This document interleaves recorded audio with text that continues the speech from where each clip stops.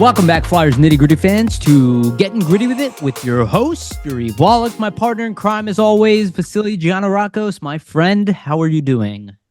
I'm doing well, Yariv. Obviously, it's a busy news week right now for the Flyers, just in terms of, injury news, news with Carter Hart, which we'll get into in a second here.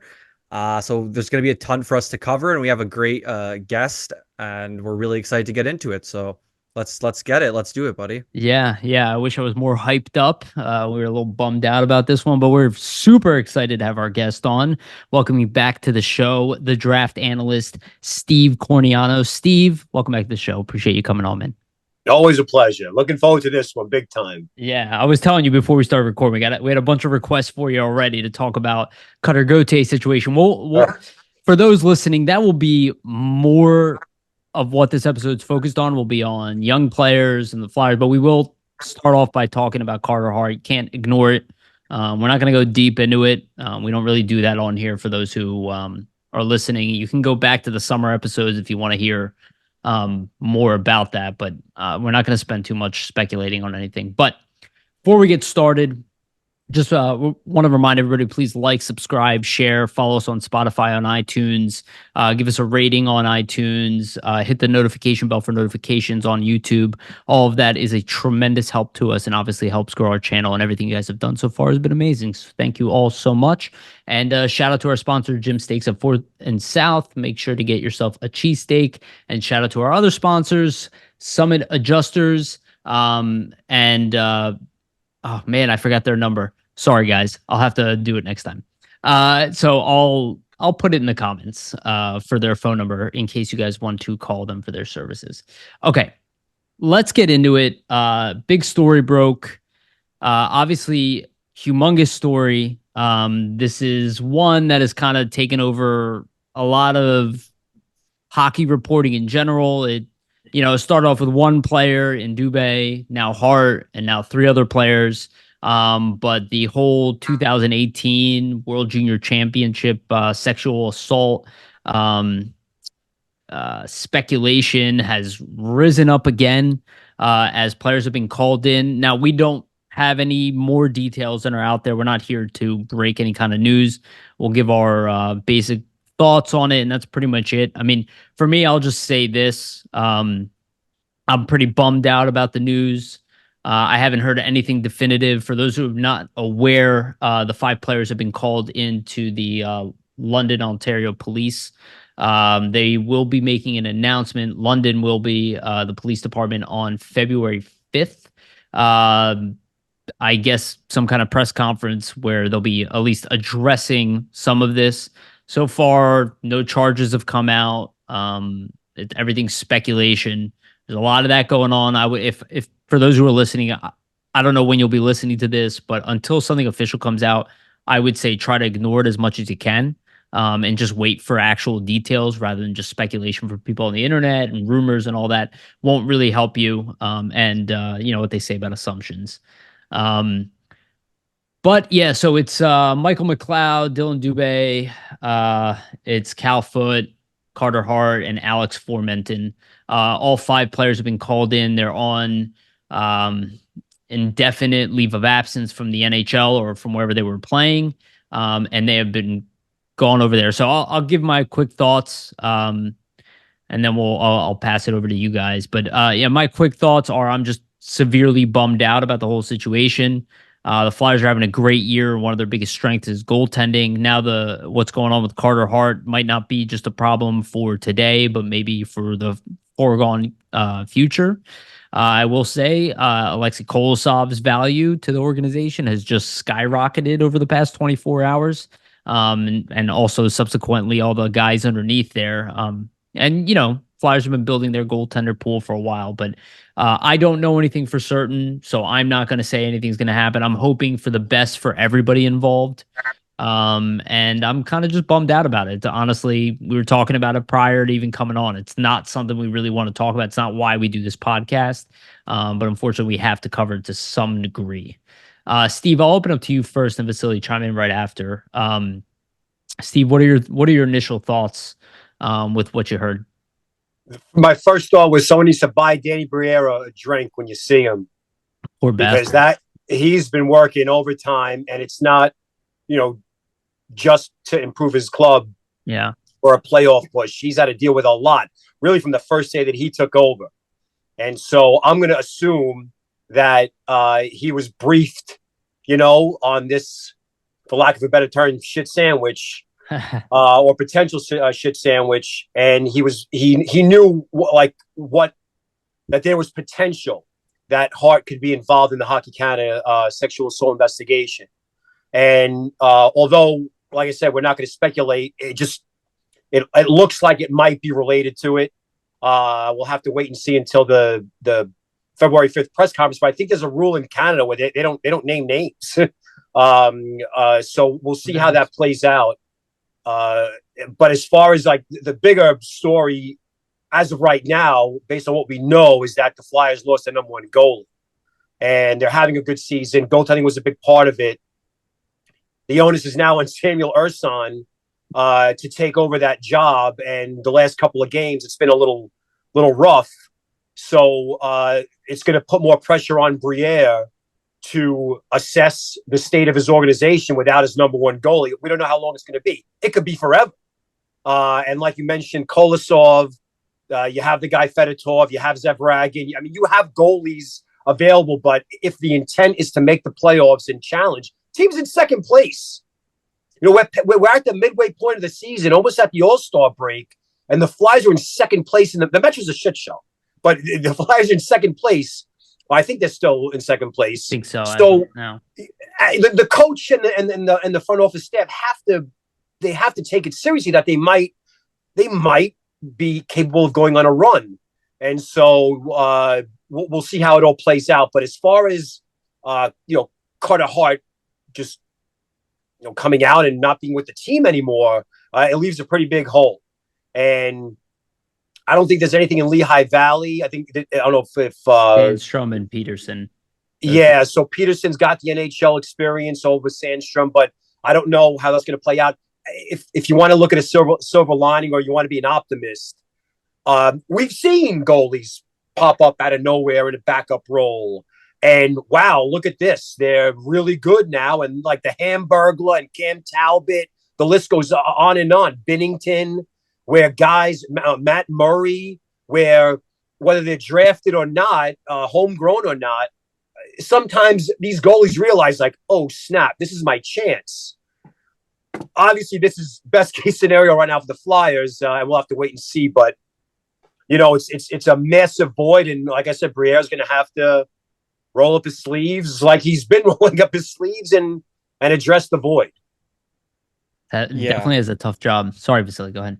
No worries. Obviously, just in terms of something like this that's serious, with sexual assault, anybody involved, any victims involved, like we want justice for them. That's the ultimate thing at the end of the day. Nobody should have to go through something like that.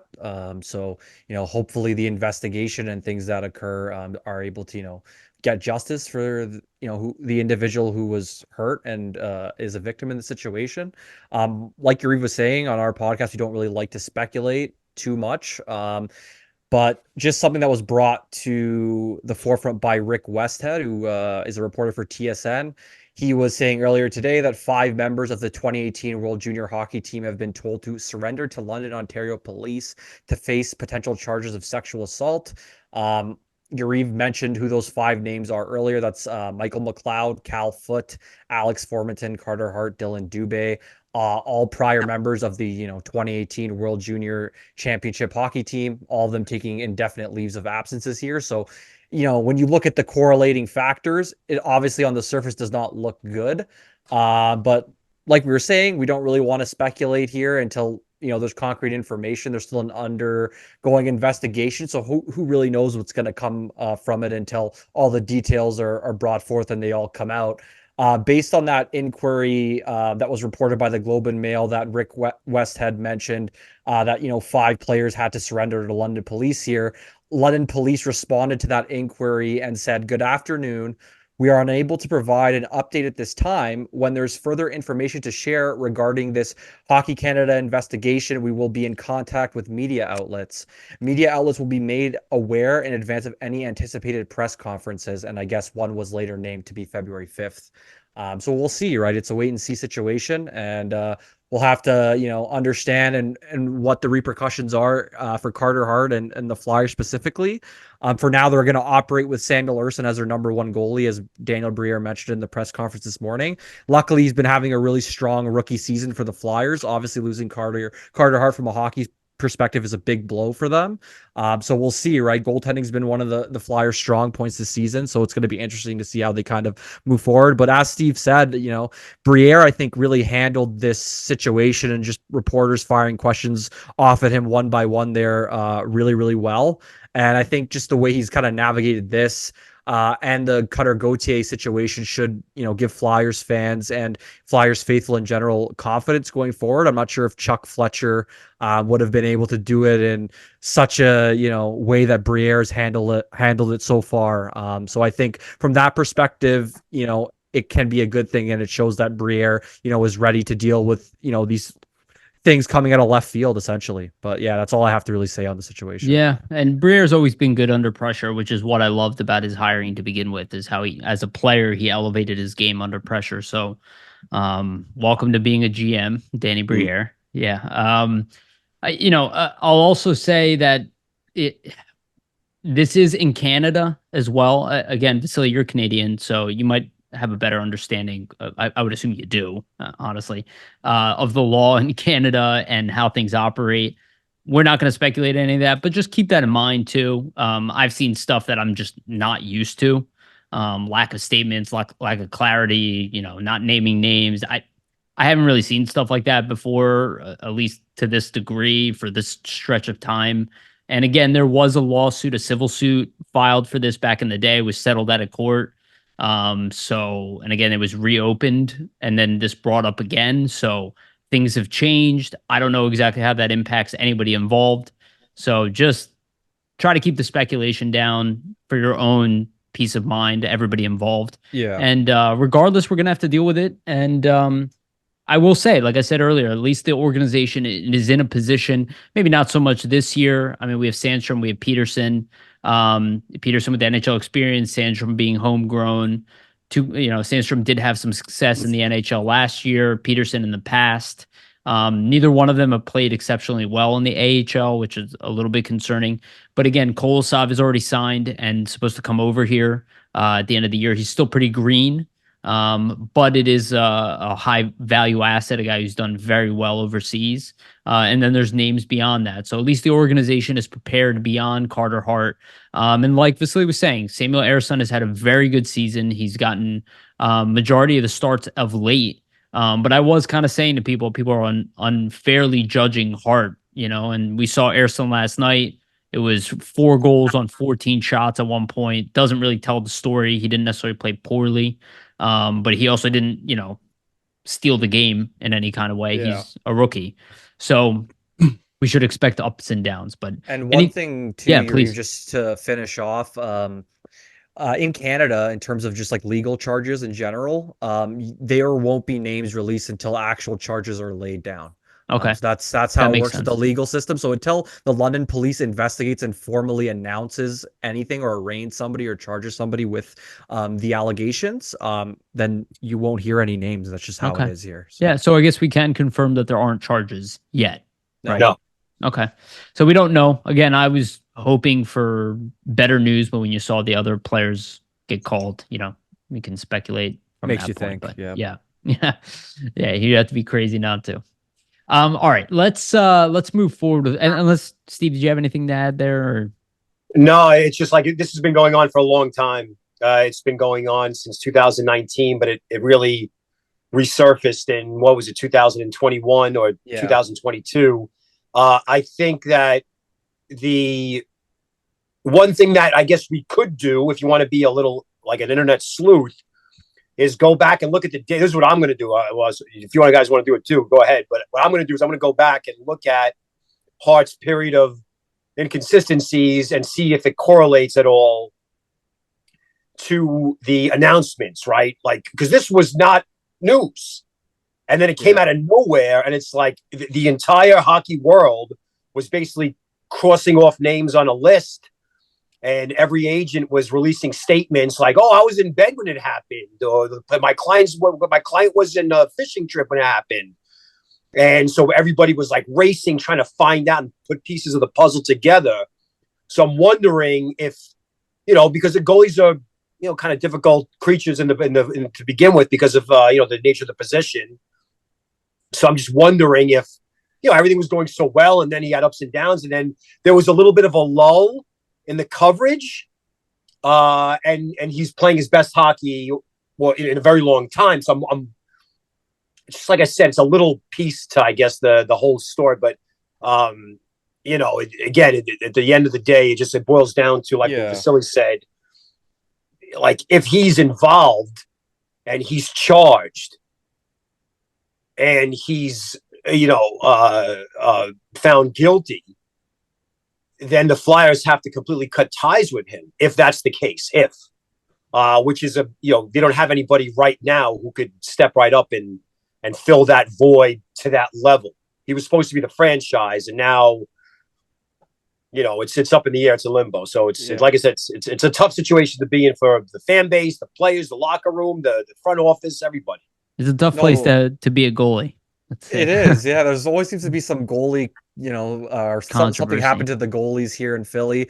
Just one final thing too. I think I'm actually going to go back and investigate like you did, Steve. That's a really interesting point to make. Like when all these news releases come out every kind of 6-7 months about the Hockey Canada, right? Like how did his place kind of correlate to that news? I think that's a really great point to bring up.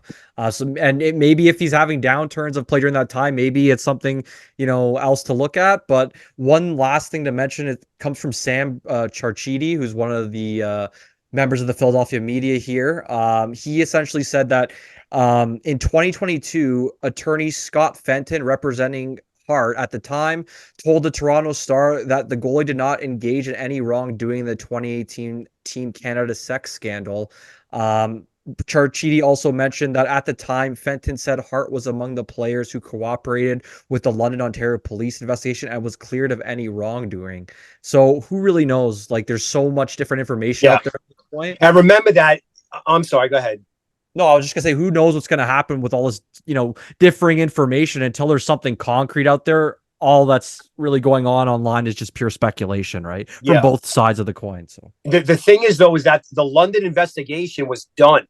It was completed in 2019, and the speculation was that because Hockey Canada's power and influence, that the London Police Department was like, typical good old boy network where it's like, you guys are big time hockey players. You just won the World Juniors, or you're getting rewarded for it. We'll take care of you for that.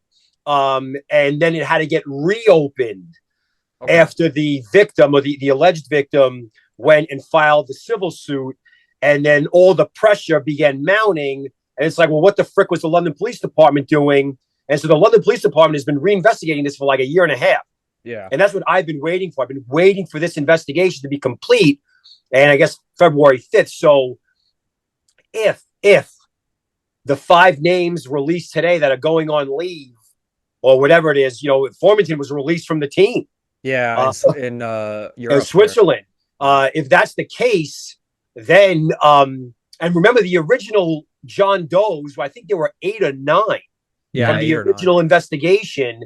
And they have 5. So 5 from 9, and 5 NHL players in the last 24 hours have been said, they're not on the team anymore. They're on a indefinite leave of absence. You could piece that together any way you want, but I'm wondering, like Vasili said, every lawyer came out and said, they either said he wasn't there, or he's cooperating, or we already to cooperate with that investigation, and blah blah blah. And that's what fueled a lot of the speculation. So it doesn't look good. No, not at all. Yeah. But at the same time, you got to let the process play out. And we've waited this long. We could wait another couple of months or whatever, how long it takes. Yeah. No, and that's the worst part, is we have no idea how long this could take at this point too. Prepare for Carter Hart, though, to not be on the Flyers for a while. Yeah, I think remainder of the mentally. season potentially could be, who knows, right? The Yeah. safe bet here.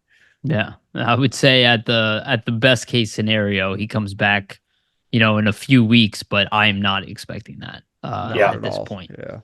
Well, there's All right. always going to be there might be an appeal process too. Right, that's the NHLPA is going to thing. get involved. Yeah, and It remember could that get really ugly. the league did its own investigation. Yeah. So it's like, what are they going to come out with their findings? It's But also, crazy. This whole thing just is in crazy. general, with any legal proceedings, like we can all see in everyday life how things can get postponed in the legal world, on a day-to-day basis. And like one proceeding could get postponed for months or take, weeks to go through. So like once things are tied up in the legal system, it's all just like, who knows how it's going to be handled, really, especially in Canada. It's in Canada too. It's in Canada too. And as a Canadian, I would say that's probably a worse thing in terms of it, the speed of it. Usually our court system and, judicial system takes a while for these things to play out. So But it's like you said, Vasili, at the end of the day, though, like if this really did happen, if everything that was reported is true, you want the victim to have closure more than anything justice, else. exactly. And justice. And so, yeah, it's the whole thing is just. There's there's no winning in this situation. Like no one's going to win. No, nobody. No. All right, let's move on. Let's talk hockey. I think we said enough on this topic, and probably more than we even thought we were going to say.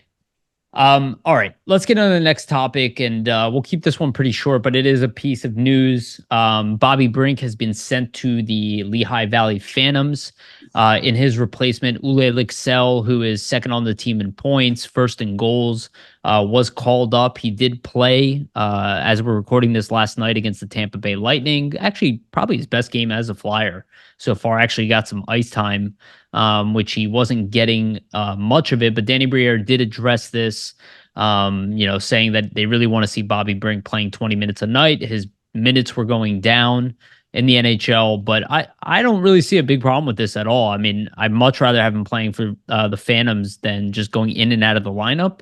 He did have success this year, but the Flyers are pretty flush when it comes to forward, especially when Owen Tippett returns. So, I don't really have a problem with this. I'd actually like to see Bobby Brink play some minutes, and the Phantoms haven't been doing that great this year.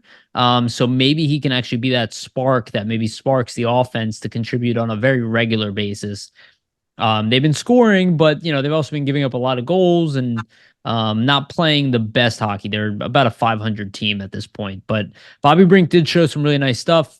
Tortorella did talk about how he's got everything to work on, again, towards being his usual blunt self. But he's not wrong. While Bobby Brink has definitely shown a lot of skill at times, he also disappears at times. And that's the thing about Tortorella. While he's very blunt and can be brash with the things he says, I very rarely actually disagree with his opinion about what he's saying. And I think sending Bobby Brink down was smart, and I don't suspect that it'll be all season. I do suspect he'll get called back up, and he'll be probably the first option as a forward to be called up because they're not gonna bring in a younger Tuomala. They'll probably go right back to Brink, barring health. But with Noah Cates coming back and the Flyers rolling 7 defensemen on a nightly basis, it made sense. So I'll go to you first, and then Steve, we'll let you chime in on Bobby Brink. Yeah, I think for the Flyers, it was almost writing on the wall with Brink. How many games can you continue to keep, a younger forward scratched and not in the lineup without, impacting his development in a negative manner? So I think it's just way better to send him down. He's going to go down there with the Phantoms, play on the top power play, playing a top line role, get his confidence back doing that versus sitting as a healthy scratch for a prolonged period of time. And even when he was playing in the last couple of weeks, he was getting, less than almost 10 minutes of ice time regularly. So I think if they weren't going to utilize him and play him at least in a third line role, you're not doing him and his development any favors by continuing, to keep him with the big club here. He gets to go down and, play top line minutes essentially and work on the things that the coaching staff wants him to address, right? And that's, his checking, as Tortorella mentioned. He said a lot of the time, the tenacity was there from him. He just didn't understand how to check efficiently at the NHL level yet. And obviously that's something he'll work on in the AHL with Ian LaPerriere and the coaches down there. And then along with that, just, getting better in terms of the defensive aspects of the game and just on the defensive side of the puck. I think the offense was something that they were fine with Brink. Like, he had 18 points in 38 games in his rookie year. And he, for a handful of games, wasn't really getting a lot of minutes or top power play usage or anything like that. So obviously he was putting up some decent statistics for a rookie there. I think it's more just about, rounding his game out as a whole and getting those defensive aspects in play and working on that. So that's what I think the sending him down is really all about, and just ensuring that he can play more than he has been. Because I think having a guy sit as a healthy scratch for that long is just a detriment to them as a younger player. What did you think, Steve, just about Brink getting set down? I was thinking more about Lycksell and how he deserved to get promoted. I wouldn't say that Brink deserved to get demoted, because I don't watch every Flyers game, but the few times I watched it, he was on that line with Frost and Tippett, and they had really good chemistry, and there was a point where Brink was on like a 45-point pace as a rookie, and his knock was always like one-dimensional. He's a playmaking wing, he's all offense, but we saw a kind of like an improved Brink the last, let's say, year and a half, whether between Lehigh Valley or his time when he got called up. So, when the Flyers went on that winning streak, right? They had like a 5 or 6 game winning streak recently. It's when he stopped producing, and Tortorella was limiting his minutes, and then they hit the losing streak. It's a little losing streak, and now this is what happens. Tortorella is the world heavyweight champion of shuffling around the fourth line when things go bad. But then again, every coach does that. Like, oh, we lost 9-2, change the fourth line wing. That'll change everything. Like, it's more like a message, I think, is why they do it, to like, oh, look, we're trying, we're changing things. But you can make a case for Brink to definitely not get demoted, and just he's going through a tough period. And I'm of the belief that sometimes you want them to be playing through adversity, and like, hey, I want you to be in a locker room when shit is going the wrong way. And but at the same time, Lycksell's been really, he was drafted in 2017, and he's been with the organization for a while. He was in Sweden doing his thing, and then in his 2 seasons in North America, he's been very impressive. And he's a similar player, a playmaking, kind of a pass first wing. And so I felt like, what, if you're going to swap anybody out, because a lot of guys in Lehigh Valley is a young team. They're really young. And the weird thing about them is a lot of their established guys, like, I don't want to call Desnoyers established, but like Allison, Desnoyers, they're not producing like they normally did down in the AHL. So, obviously Tuamala has been a revelation. And you got, who's the guy, the former NTDP kid, Cooper Marody. Marody, yeah. Yeah, that guy is just scoring at will in the AHL, always has. But again, this is, I think, you got to look at it as a positive development in Brink's, early career as a Flyer, where he might be a little bit upset that he got sent down, but at the same time, like, he's going to be part of their future plans. You know what I mean? And this is a time for him to go. The coaching staff and the development staff, they've showed him the tape. They've told him what they want him to improve on, and he can go and work on that down in Lehigh Valley. But I'm kind of more excited about to see what Lycksell's doing.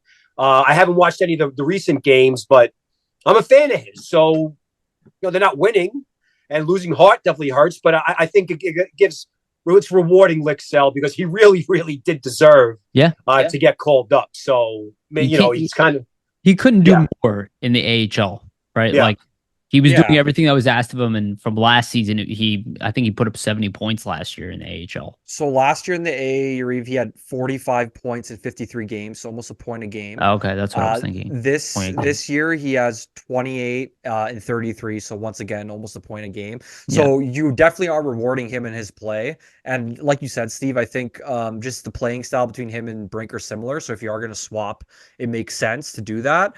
And one thing I just wanted to finish off with for Brink is last year he had that injury that kept him out, almost the whole season. He came back to the AHL and only really played a handful of games. I think about half the season, 41 games. So he hasn't really played ever in his career, even dating back to the USHL, more than 43 games in a season. So I do wonder, with the rigors of the NHL season, maybe, he's tired, wearing down a little bit, coming off the injury, getting a little tired. So maybe this is also a factor of that too. Go back, kind of, gain your confidence, kind of recharge the batteries in the AHL, and then get a call up when you play well here. So yeah, and I mean, Lycksell's put up 73 points in 86 games overall. So really good. Yeah. Again, I don't know what more he would need to do to get a call up, and what I've liked about this, and this is something we talked about, Steve. Kind of something I said for sure in the beginning. I think you said it as well, Vasili. I don't want to speak for you, but everybody made this assumption that Nick Delorier would play every game this season. And I was like, there's no reason that he has to. And Delorier's been a scratch a few times. This is a team that scores by depth, not just by, one top line. So it would be nice to get, more young guys in here, get them scoring, get some confidence, because Lycksell could definitely still be part of this team's future. He has some upside for sure. At least bottom 6 upside in the NHL, like scoring wise. So I think it's a definite good thing. And, the Flyers have enough depth in all positions at the forward level, outside of, I guess, the top center, to kind of make this type of change. So I don't see really a problem here at all. All right, let's go on to the next topic. This is the big topic. And Steve, Vasili and I already talked everybody's head off 2 episodes ago about this. Obviously, the huge story where the Flyers traded Cutter Gauthier to the Ducks for Jamie Drysdale and a 2025 second-round pick. This was obviously a huge story. Now there's another huge story like 2 weeks later. But do want to go back because we had people reach out. I told you this prior to recording that, people are already asking me what you thought. And I think something we'd like to hear, I definitely break down the full situation as you see it. You said some interesting stuff to us even prior, but definitely want to talk more about Cutter Gauthier's potential. I think there was some nonsense going on. I brought it up on here about it kind of inflating his potential. People talking about him being franchise caliber, 100+ point player and all that. I definitely want to hear that. And then we want to talk a little bit about Jamie Drysdale. But let's first talk about the situation. Tell us about Cutter, about what your thoughts are. And then we want to get into the Jamie Drysdale situation because he did score his first goal as a Flyer. And he's looked really good. Last night specifically, he looked very good. So yeah, take it away, Steve. I could write a book on this Gauthier thing. I spent probably a week. I spent a whole 8-9 days watching every freaking game he played in the World Juniors twice. Yeah. Not just him, but all those prospects on Team USA and a couple other countries as well. And the reason why is I figured, his performance at the World Juniors was going to be a big deal on the show, so that we would have to assess it and be fair. And I think I texted you when you told me about the trade, was like, I was really nervous to talk about it on the show because I didn't think he played all that great. I thought he was kind of a passenger, and although he led the tournament in points, you hear everybody saying he was the player of the day. I'm like, bullshit. He was the player of the day. He was one of the worst players, and I would track good plays and bad plays. So anyway, I didn't think Gauthier had that great of a tournament, but I understand that people are like, well, he led in points. How could he have a bad tournament? He scored the big goal against Finland. It's fair. So doing all that research for the tournament, and then boom, the trade goes down. I think what really drove people nuts was the Sarah Valley tweet that Gauthier told the Flyers he didn't want to play for them anymore, and that was it. And there was no context. We did not know that Gauthier told the Flyers that a long time ago, and it was the Flyers who decided to literally trade their best or second best prospect after a pretty good World Junior, 2 days later, when no one was expecting it. It was because they were shopping him for 6 months or whatever it was. So the more research I did on it, the more I came away with. Basically, I came away with five main, takeaways. Okay. So number one, okay, Flyers fans have every right in the world to be upset at Cutter Gauthier and boo that man every time he steps into the arena. He's going to need to have private security protect him. I don't want to hear anything about the classless fan. No, it does not work that way. It wasn't like Gauthier was like, I don't know. Yeah, well, maybe. He was like, fuck you, I'm not playing for you anymore. And that was it. Okay. He dissed Patrick Sharp and John Leclerc when they went to go see him play in college. He dissed Briere and Joseph when they went to go see him. And all they wanted to do was talk. He would not talk to them.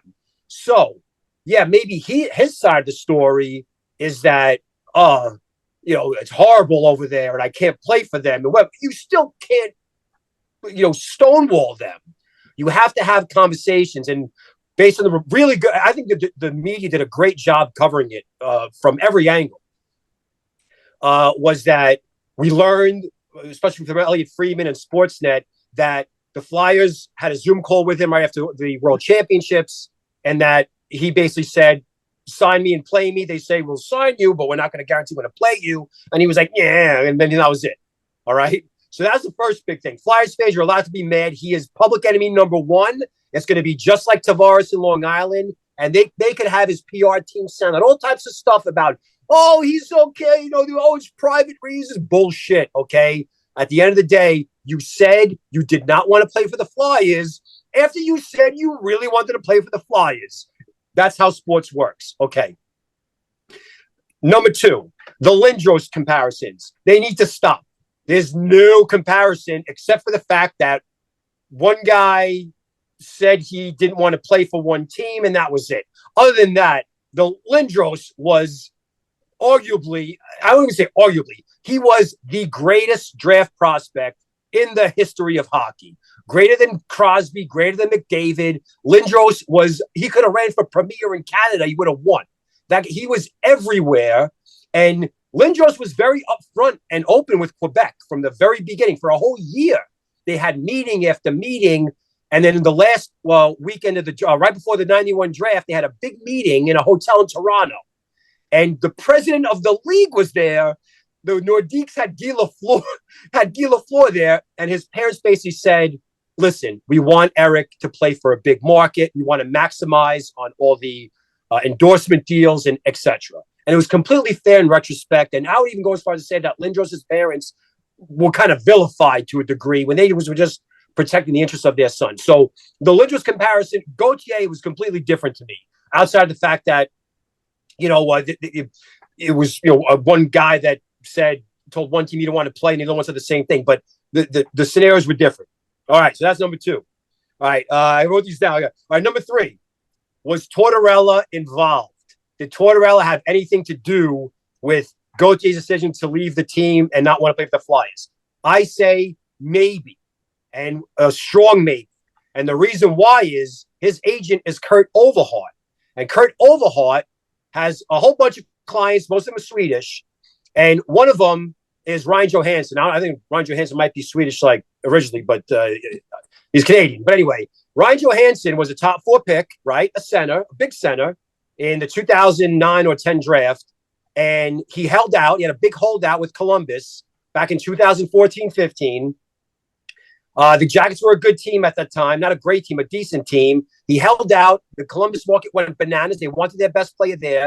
At the last minute, they signed the contract. He plays that season. He has a great year, career year. Okay. The next season, expectations are high. Jackets start 0-7. They stink. They're blowing out every game. They fire the coach. What's his name? Todd Richards. They bring in Tortorella. Within 2 weeks of Tortorella being in Columbus, he's calling out Johansson, the star player of the franchise, in the media. And he's like, he's out of shape. He's not playing well. And he's playing this guy like 11 minutes a game, less than a year after he signed this massive deal. And then within a matter of weeks after that, or maybe months, I would say maybe 2 or 3 months, Johansson is traded to Nashville for Seth Jones. So, I mean, there's no way you can tell me that Johansson was like, yeah, it's okay. I don't know. I agree with Tor. It's like, no, Johansson was mad and his agent was mad about the whole situation.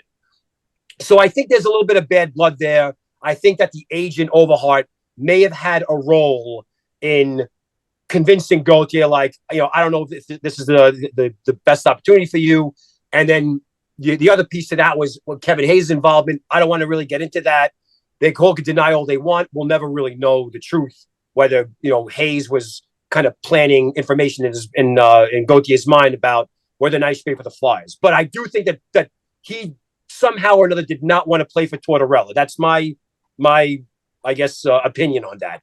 All right, number 4 is a big one. Okay, we learned, and it was Charlie O'Connor's tweet. I don't know if he broke the story before, and so someone already broke it, but he tweeted that, and he said, "I confirmed through my sources that the Flyers were going to trade Gauthier at the draft to Montreal for the number 5 pick, and with the number 5 pick, they were going to draft Reinbach."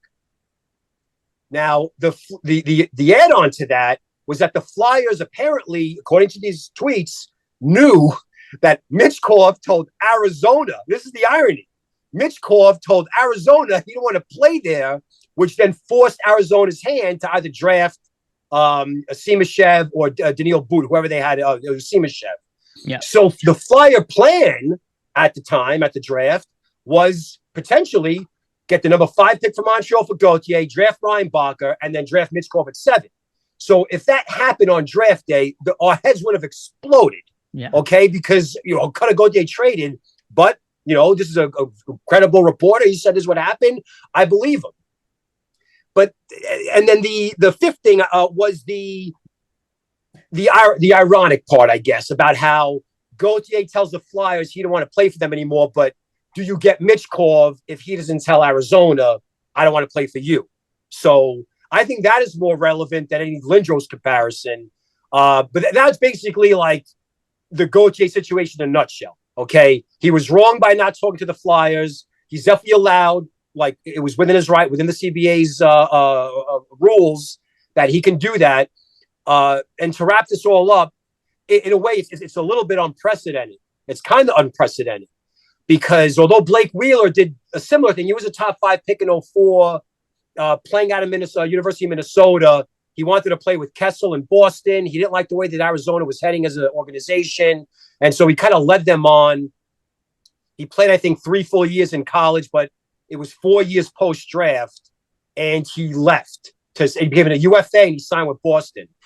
There were similar situations. I don't know if you guys remember this, but before the lockout, before they made the new CBA, the rule used to be that if you played in college and you wanted to sign right away and the team was like, no, we're not going to sign you, what players were doing was they would play 2 years in college, turn 20, and then leave college to play in the CHL.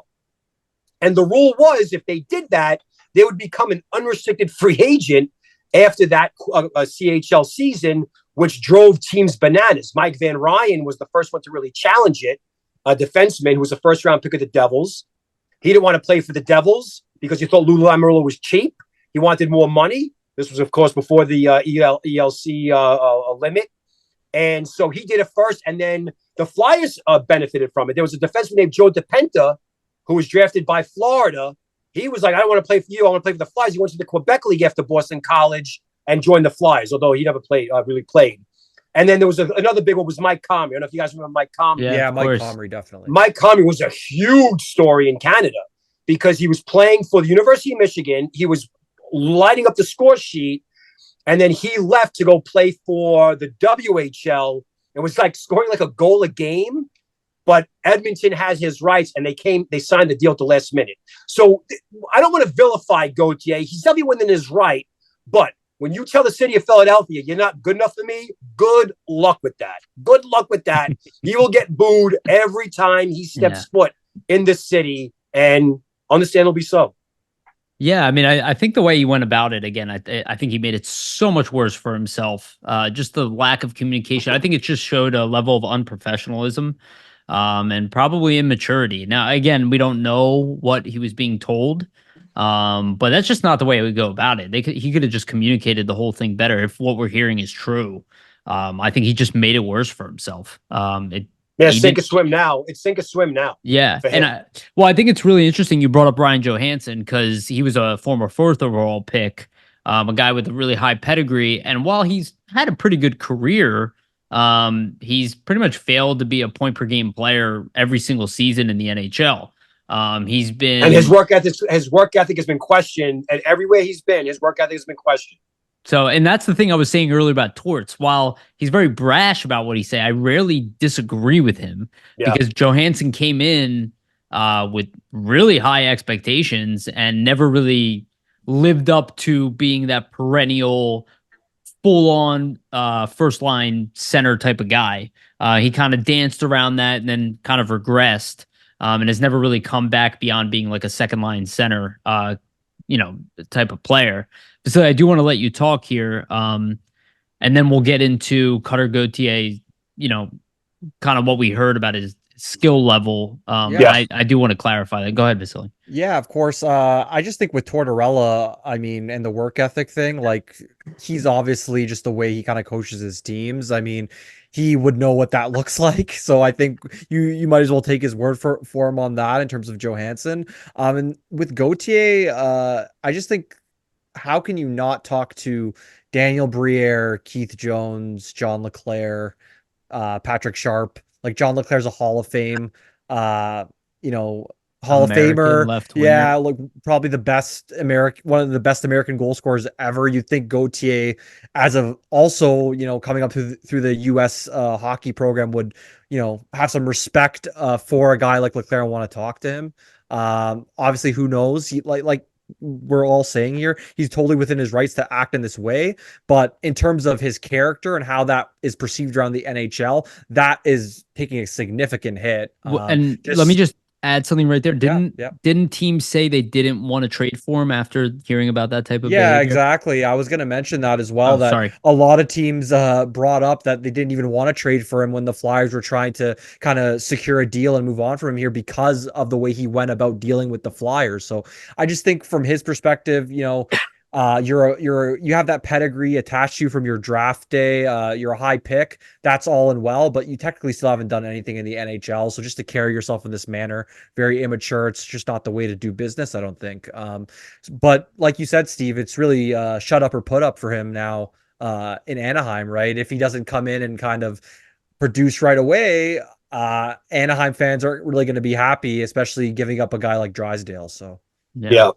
I mean, I think the one thing too about the Tortorella thing that I forgot to bring up was that, Gauthier was on the podcast circuit and he did a podcast. I wrote it. I had a timeline written down, and after he apparently told the Flyers that he wanted to play for them anymore, he went on a podcast and said how he met Tortorella and shook hands or something, and they were like really excited to meet one another or something like that. I don't know whatever he said. So it was more like you got to understand that there's a PR aspect to this, and that Gauthier has to give canned answers, and he can't always come out and say, well, I hate everybody and whatever. So he has to come out and say, oh, I like it. I want to be a Flyer and blah, blah, blah. But again, if what Elliot Friedman reported and others reported is true, that it was the inability to promise him a full-time NHL job, burn a year off the frickin' ELC for like 11 games when the team wasn't even making the playoffs. When Kreider and McCaw did it, those were playoff teams. Like Kreider and McCaw helped their teams in the playoffs in that year. So as a Ranger fan, as a Avalanche fans, you'll say, well, if we had to do it, we do it all over again because they helped us in the playoffs. What good was it going to do to burn 11 games? And on top of that, you're basically telling the Flyers have been very patient with their player development. They don't like rushing guys. You have to earn it. And if that's the mantra from the organization, he's got to respect that. He meaning Gauthier. And for him to say, I want to play, oh, you're not going to let me play, I'm leaving. He could say whatever he wants about how there's personal reasons, personal matters. But, now we also have to entertain the possibility that maybe the Flyers did do something wrong. And maybe they aren't above criticism and blame here. But on the surface right now, it looked from the very beginning, it looked really bad. And Gauthier's attitude, I don't talk to scouts. I don't talk to players. I don't do that. I watch what I watch, the Bill Walsh method. I watch what I watch. If I like what I see, I write down, draft that kid, don't draft that kid. Gauthier was one of the guys that people would text me. And again, I don't want to tell you guys this when he was Flyers property, but now that he's not, I'll say it. They would text me like, he's a freaking asshole. He's a jerk. He's entitled. He's hot. He's a hothead. And you kind of get that vibe. You kind of got a little bit of a douchey vibe from him. And then look what happens. So perception is reality in this case. So wish you would have told us earlier. I can't. I don't want to do that again. Like I said, I was torn. I was torn. Yeah. I'm like, man, I can't tell you, Vasili, that he's playing like shit. I was telling you, there was one game where he had 2 positive plays and like 11 negative plays. I'm like, but he had like a goal or an assist. So anyway. Well, here's something that I brought up on the podcast when we talked about this right after it happened. And again, we like Frank Cervalli here, so this is not me ripping Frank Cervalli, but I was listening to his kind of breakdown, and he's also repeating what he heard, right? He's not scouting this player. He's saying he's talking to scouts, and he's saying, I believe that the Flyers lost out on this, and that, Cutter Gauthier is going to be a top player in the league. He's a 50-goal scorer potential. And there's Flyers a lot of guys like that, though. There's a lot of guys like that. I mean, 50-goal potential. I mean, how many 50-goal scores have we had in the last freaking, 10, 15 years outside of Ovechkin? We weren't saying that about him. I mean that. Like, what I saw, I didn't see. And again, he was our prospect. We were going, hey, this guy's going to come in, put up like 45 points as a rookie. Maybe be an 80-point player in the league, like a potential all-star. That's how we saw him, not a top 10 player in the league. And that was like going around the internet. It actually really frustrated me because I'm like, you guys are trying to make this seem worse than it actually is. No, I mean, listen, if he centered Michkov, okay, I don't think if he's playing with Michkov. If he's playing with Michkov, then it would be weird because he's not a pure playmaker. He can be a playmaker. He can make passes, but he's clearly a shoot first guy. So, again, like when I looked at him, and we talked about this, that Gauthier, like the Flyers' pools, its strength is on the wing and in goal. And on the strength of the wing is the diversity on the wing. You have a lot of playmakers, but you got a lot of finishers, guys with big time shots. So is Gauthier the kind of a center who could say, you know what? I'm all about winning. I want to win. I will do whatever it takes to make my line mates better. If I have to pass the puck all the time, I will. And at the World Juniors, we did not see that. I don't care how many assists he got. A lot of his assists were like him just touching the puck or off a face-off. And by all means, that's important. But it wasn't like he was like entering the zone with speed and button hooking and like would do it. Like there were a lot of players who were phenomenal passers in that, Celebrini being one of them. But I didn't see that with Gauthier. So, if the perception is that Gauthier is a little bit of a puck hog and he is a puck where you shoot as often as he does with BC and you can call him a puck hog, then how is he going to change his game when he comes to the NHL? And you run the risk of upsetting him, where the Flyers are like, hey, you got to pass the puck more, man. You got to be more less selfish. And so that's what I was looking for at the World. I think we even talked about it. That's what I was looking for. I didn't see it. So now if he goes to Anaheim has, Zegras and McTavish, and they might even get freaking Celebrini this year. All those playmaking defensemen. Where does Gauthier fit into that? And he will, but a 50-goal franchise player for that guy, for that franchise, good luck. Flyers maybe, because if they play him at center, it was thin at center ice, but I don't see it. I think it's going to be 30-30, 35-35 at best, which is good, not generational all-star or Hall of Fame type numbers. Yeah, and Danny Briere made sure to call him a winger when the Flyers traded him, not a center. So, which tells you kind of where the franchise is at. Also, I think it's a little bit of a PR thing, like let everybody know we didn't trade our top center.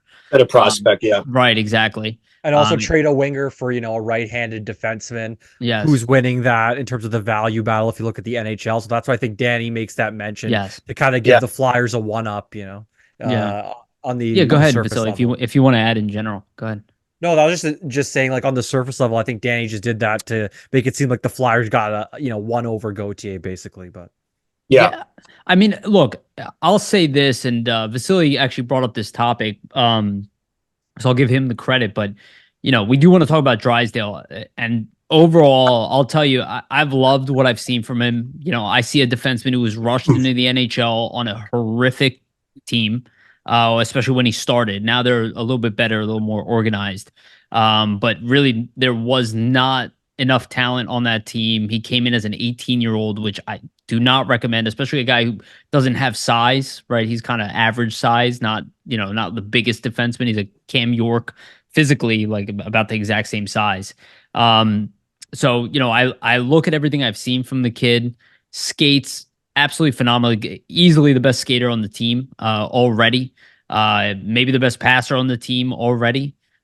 Seems to have a very high upside still. I still see a potential number one defenseman in him. I haven't watched him as much as others, but clearly what I'm seeing is a guy that the Flyers won out on, at least in getting the value back and being a really tough situation.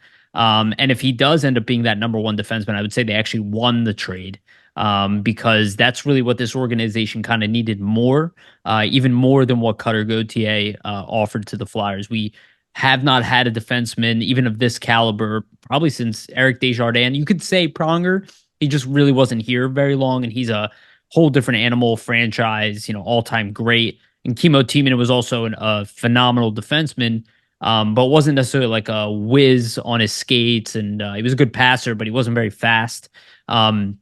And this guy looks to be, the same things that people love about Cale Makar and what he brings. It looks like Drysdale has some of that. I'm not going to put him on Cale Makar's level. He's been somewhat generational in his early, maybe he is actually, in his start here already. But I love what I've seen from Drysdale. Again, he had his first goal the other night. He's got 3 points for the Flyers already.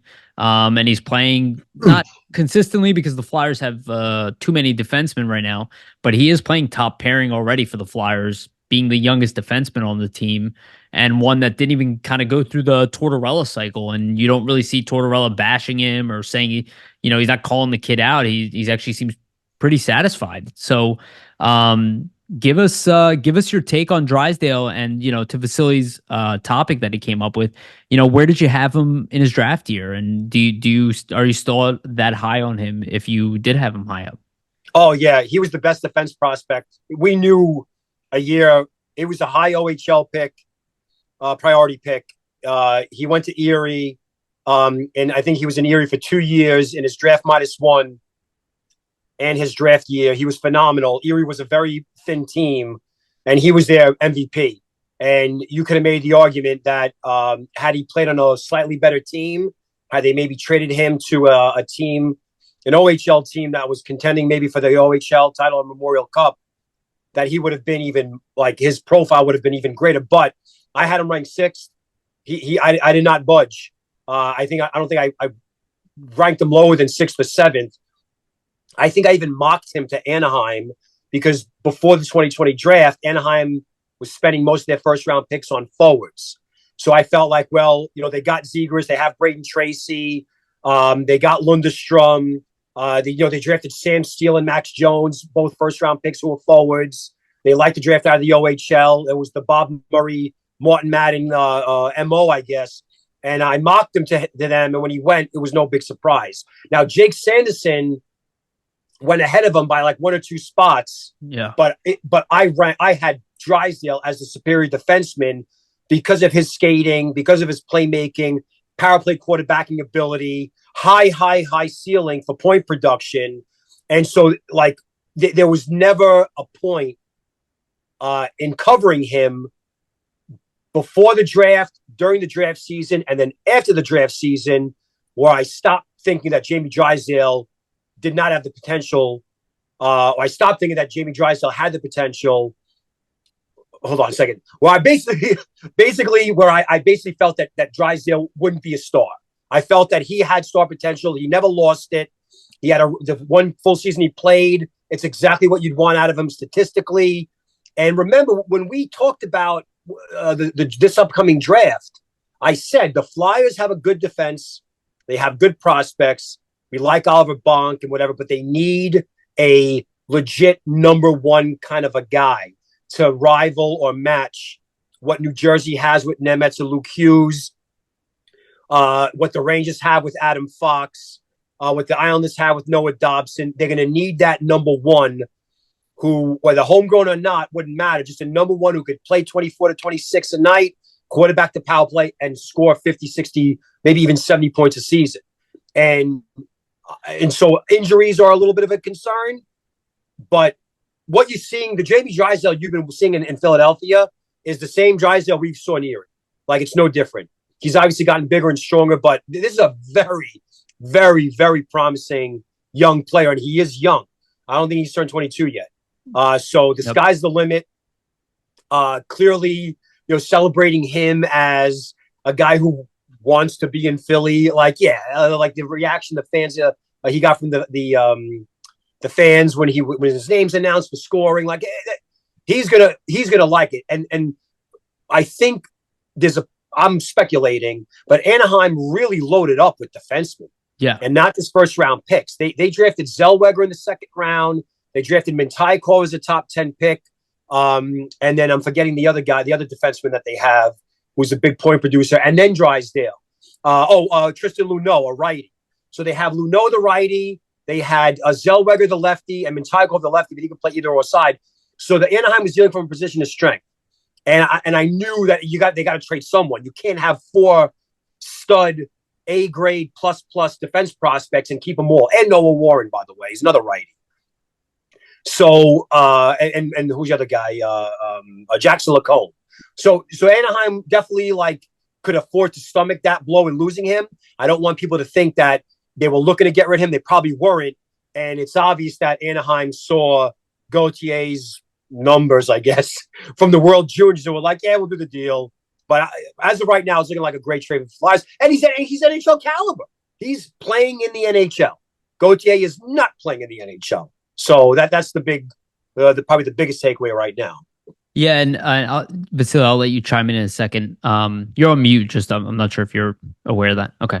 One thing I brought up we had Bill Meltzer on here, the big writer for the Flyers. If you don't know who he is, so I brought up a point to him, and I kind of suspect this, but again, I have no information. He did agree with me when I stated this on the podcast that I am not convinced that Jamie Drysdale was available till somewhat recently. Like, I think the Flyers were going after him, but I think with the Cutter Gauthier at the World Juniors and, leading in points and that big story. And then, like you said, the numbers game that was developing, right? He had kind of contract negotiations with Anaheim.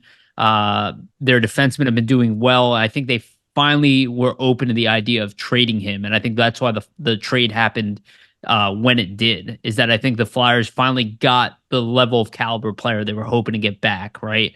Like, when they were going after Reinbacher, they wanted to make sure that they were getting a potential top pairing or number one defenseman in return, something this organization very much needed, just as much as they need a number one center prospect, if not more, especially with the philosophy that Keith Jones has here about building from the back end out. This is a humongous thing for this team. And like I said, they really have not had a savvy, true number one defenseman, especially in-house, developed since Eric Desjardins, and he even wasn't drafted by the Flyers. So this was like a huge checkbox for the Flyers.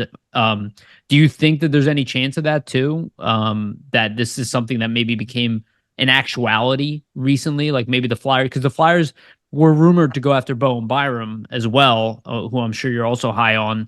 Sure. Colorado refused to trade him. Smart. Right, exactly. Especially because they don't need the forward talent the same way. But, Anaheim, a team that's still struggling, have not found an identity, that this was a guy that they were, especially with Pat Verbeek being kind of a agitating type of player, probably like size, that, this became available and they finally got Drysdale out of Anaheim. I don't think it was, they were dangling Drysdale the entire time. I think they were probably trying to undercut the Flyers. I think one thing, the last thing I'll say about is that Trevor Zegras regressed a little bit, right? And when I assess Anaheim's franchise, their prospect pool, the moves that they've made, they acquire Leo Carlson, they draft him. They already had McTavish. He's the guy I forgot to mention. McTavish and now Zegras. With Zegras for the injury issue and the points have just dried up. maybe Anaheim was like, okay, we're in a situation right now where we're paying Zegras. They signed him to the extension, but he took a little bit of a step back. Maybe the addition of Carlson and McTavish blossoming into a really good player. He already is one. That Anaheim was like, all right, Zegras might be, and he's being rumored. Zegras is, I don't want to say he's officially on the block, but his name is in tons of trade rumors. I would look at him So personally. maybe this was a way for Anaheim to say, well, we could trade Drysdale because we have, like I said, Luneau and Warren and Zellweger and Mintyakov and Lacombe and all them, that we could trade Drysdale. It's going to be a tough pill to swallow, but we can get a guy like Gauthier, and that gives us flexibility to trade a guy like Zegras. But again, like if they draft frickin' Celebrini in addition to what they already have, they know they're building a juggernaut. And I think it's fair to say that Gauthier would probably fit in nicely with that team. But I think like you said, I don't think anyone was dangling Jamie Drysdale. Right. I don't think so. Maybe, you never know, but he had unlike a lot of the other prospects, he had a great rookie season. First full NHL season, almost 40 points. If he even hit 40 points. So it was like 30 plus points. Yeah. Like that. I mean, I think both teams made out well. I think both teams made out well. The Flyers, though, they check a major box. And remember, we said that with the draft this year was defense heavy, that if the Flyers don't make the playoffs, you talked about this in the offseason, the Flyers are going to stink. They're going to get a top 5 pick, go for the defenseman. Now they don't really have to really do that. They could really go after the center position and in a way, maybe replace Gauthier at this upcoming draft, even in the middle to late first round. Yeah. I think for the Flyers, it made sense to go the defense route. Obviously, they were lacking in terms of any prospect that, matches what a Drysdale could bring in terms of a top pair echelon defenseman in their prospect pool. Like you do have an Andre, you do have an Adder, you do have Bonk, but none of those guys are projecting to be that potential top pair guy for you. So like we were saying, right, going through the draft and doing it is one way. This is also another way where, you were in a position that you potentially was going to be a tough thing for your organization, moving a guy like Gauthier if all this does come out. But thankfully they keep it under wraps, are able to trade him, and that kind of breaks the news of this. And that's how the Flyers are able, to not lose their leverage here and still, get a really good player in Jamie Drysdale, who's already in the NHL. And could be a top pair option, for years to come. I think if it wasn't going to be Drysdale, it makes sense. They're asking about guys like a Byram. They obviously had a type of defenseman they were targeting and looking for, a guy that can, quarterback a power play, has that skating ability, has that ability to produce points. So it makes sense that Drysdale's the eventual guy. And ultimately, like I said on, a couple episodes already here, the Flyers just shift one need from another, right? They had Gauthier potentially in that center hole. They were trying to develop him into a center, and they shift that and trade him for Drysdale, who now fills that, number 1 right D hole on their depth chart. That's what they're hoping for anyway. So we'll see. What we've seen in the past, the NHL, it's harder to develop defensemen than it is to develop top line forwards. So maybe the Flyers look at it that way, that let's get a guy that we think has already put in those development years with Anaheim, had a really good rookie year, had some injury troubles. Let's pry him out of there and let's see what, he could turn into with us. And then we can focus on the top line forward, with the 2 draft picks upcoming here in 2024, and even maybe going the trade route. Because there's always, centers available and wingers available, for forwards. So. Yeah, and I love that we're talking about Bo and Byram, because I know a lot of people will be like, oh, well, we'd rather have him, but and maybe that still might be the case. But the kid hasn't like lit up the NHL quite yet, right? And that the only reason I'm saying that is not to knock him down, because I'd be very high on him if we got him. But defensemen take time. I mean, in his first season, he had his first like actual season, I guess 30 games. He had 17 points, which is pretty damn good. The following season, he had 24 points in 42 games. And then this year, he's got 12 points in 39 games. So it's not like these guys are going to come in and destroy the world. And shows that Drysdale at 18, putting up 30 plus points as a defenseman on a very bad team, is actually very impressive. So I'm still very high on him. And that's something I was hearing too, Steve, is that, he tops out to be a 2-3 guy. And I just heard this No. narrative and my gut was just like, there's no way any He's of this only is true. 21 too, right? Like there's Yeah. gonna be ups and downs here. He's far from a finished product. Yeah. And really with the injury, he's only played that one season. So they're really getting him early on the development path. And when you have coaches like a Shaw, like Tortorella with the defense aspects, maybe that's the part of his game he needs to shape a little better and round out. But the offense for him is there, right? Like when you look at the skating and just the way he can like draw defenders in with that on the power play, like that aspect is already there just from what I'm kind of seeing early on in his tenure with the Flyers here. Yeah, absolutely. And he looks really good with Sanheim as well. Anything to add there on Drysdale? And otherwise we'll move on to the World Junior Championship. No, I mean, like I said, it's there's no reason why a kid who was a sixth overall, I think it was a sixth overall pick. Yeah. Only 4 years ago to be like, oh, like there's no sign. Crazy.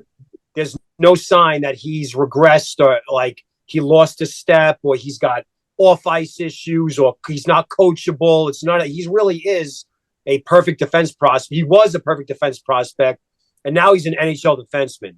And he's a good NHL defenseman, and he has potential to be a great NHL defenseman. That has not changed.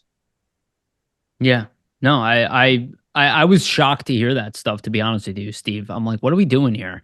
I was like, we're building up Gauthier. Was it coming out of Anaheim or was it coming out of Flyers fans? No, I was just listening to a ton of national media, and I heard people I heard people like arguing against that, typically former players. And then I heard like more pure media people be like, "Oh no, Flyers lost." And I'm like, in fact, I would argue with the second round pick. Yeah, they won. I mean, they clearly inflated his price, especially for national media. Is like how much of these national media pundits saying he's a franchise, 50 goal guy. Like how much have they actually watched of him? So yeah, right, that's always something you got to take into account. I've never seen that with Gauthier, and I was very high on him, but I see that with Michkov. With Michkov, yes. I see a Kucherov situation. And I heard people saying Gauthier is the Flyers' best prospect. And, you almost said it earlier. You corrected it. It's like, you guys are not paying attention. Like, I'd freak out if the Flyers had to move Michkov. Like, that's the one that would make me freak out. But moving a guy that projects to be a top line, top six forward is not the end of the world, especially with the return they got. I think we'll probably look back at this and be happy that the Flyers made this trade. It's definitely a defining moment. We'll see. Yeah, and I think Gauthier hurt his reputation by going about it the way he did. And like you said, Vasili, his expectations need to be, I'm coming in and I'm a 20-plus goal scorer my rookie year. Otherwise, people are going to treat him the way they treated Nolan Patrick here at 18, 19 years old. And Patrick didn't deserve that. He was dealing with injuries and all that stuff, but people are harsh. So he's got to be aware that that's what he's walking into. All right. Just want to remind everybody, please like, subscribe, hit the bell, follow us on iTunes, Spotify, the whole thing, and give us a ratings on iTunes as well. It's immensely helpful. Okay. Let's get into the meat and potatoes of what you do. This is going to be pretty much all one topic here, but we just want to talk World Junior Championships, and then we want to talk about your scouting updates, and then we'll talk about a little bit about Flyers options. We'll end it after that. So just give us your thoughts on the World Junior Championships. Obviously, a lot happened. There's probably too much to say on this podcast. I'm sure you could go off for like 2 hours. I've listened to your podcast. You could go all day, and I love for those that are not aware, like Steve also does podcasts about draft coverage. Definitely make sure to check them out. They're amazing. That's how I found you, is I was just looking for real in-depth prospect talk, and I did not find anyone better. And I'm a guy who's I mean that legitimately, Steve. Thank you. Did not find a single person better at it. Yeah. And it shows. I'm like, I remember listening to you when I first started. I was like, oh my God. I was like, this guy is like a explosion of knowledge. You could just, you were doing it by yourself and you're just sitting there going off and off and off and off. And I was like, this is amazing. For somebody like me, I was, it was heaven. It was during the Nolan Patrick draft too, which was like amazing to have. Oh, wow. So I just started too. I was doing that from my dining room table in Brooklyn. Yeah. Well, that's awesome. Well, that was perfect timing then. Who would have thought that I would have had you on here? Yeah, that's great. Later. Yeah, thank you. Thrilled about that. All right. So your thoughts on World Junior Championships? Obviously, Team USA won gold. We talked a little bit about Cutter. The Flyers did have some players. If you want to comment on Bonk or Cernik specifically, that'd be cool. But just your overall thoughts on World Junior Championships, or even just standouts in general. Uh, I enjoyed it immensely. I enjoyed it being in Europe. Uh, this was the first year that I wanted to go though into detail. I definitely covered this World Junior deeper than any World Junior before because I knew that stat watchers, and stat watching is fine if you don't have time, but that's not what I do. I knew that stat watchers like to base World Junior performances on production, and I don't like that because the NHL development teams, the scouting staffs, like the coaches, they don't look at their players, World Juniors, as a success based on points. It's like they're looking for trends, they're looking for bad habits or good habits. Every time these players go to a development camp after they get drafted, they are told, this is what we want out of you. We want you to do your thing, but we want you to do X, Y, Z. We don't want you to do X, Y, Z. And so when they go to the World Juniors, they are watching their players like performances away from the point production. Yeah, if a guy has 20 points in 8 games or 7 games, beautiful. So I wanted to really dig into because I knew that the media takes, and listen, the media is very busy. They have to cover the NHL, they have to cover the drama, the general managers, press conferences, everything. So I can expect the media. It's not fair for a guy like me who watches prospects all the time to expect the media to have the same opinion that I have on a prospect's performance. So I really dug into this year's tournament. Like, we're talking about legal pads, jotting down, rewinding. I saw like maybe 12 games twice. My daughters were complaining, "Daddy, I hate the World Juniors." I'm like, "Shut up! I'm watching the game." So, but anyway, so my biggest takeaway heading in was that we weren't going to have a lot of draft prospects of high profile, unlike the previous year. But Celebrini I was gonna watch him like a hawk, and he was fabulous. He was phenomenal. He was Canada's undisputed best player. It's very rare for the media or the IHF to nominate the same player as player of the game like 2 or 3 times in either like the medal round or the preliminary round, and they did it with Celebrini. He was that good.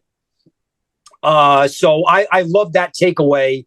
Team USA winning, man, they struggled in the preliminary round. It was sloppy. I was beating up the defense, but the goaltending was great, and they had timely scoring. Their big guns showed up when it mattered.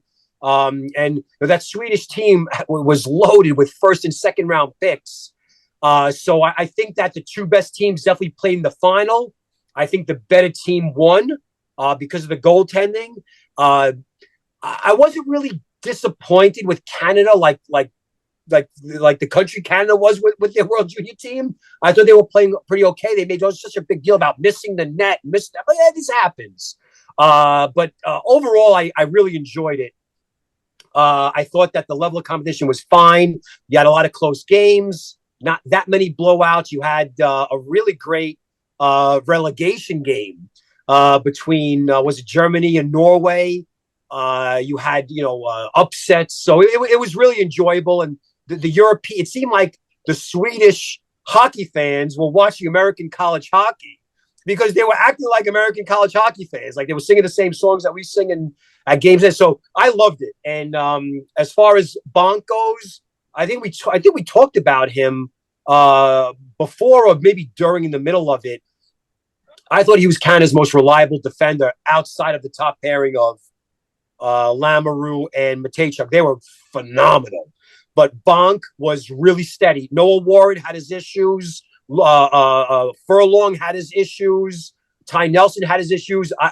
Bonk, to me, did not have any issues. Unfortunately, the deciding goal that knocked Canada out was off his stick. You can't blame the kid for that. I know he's going to probably live with it.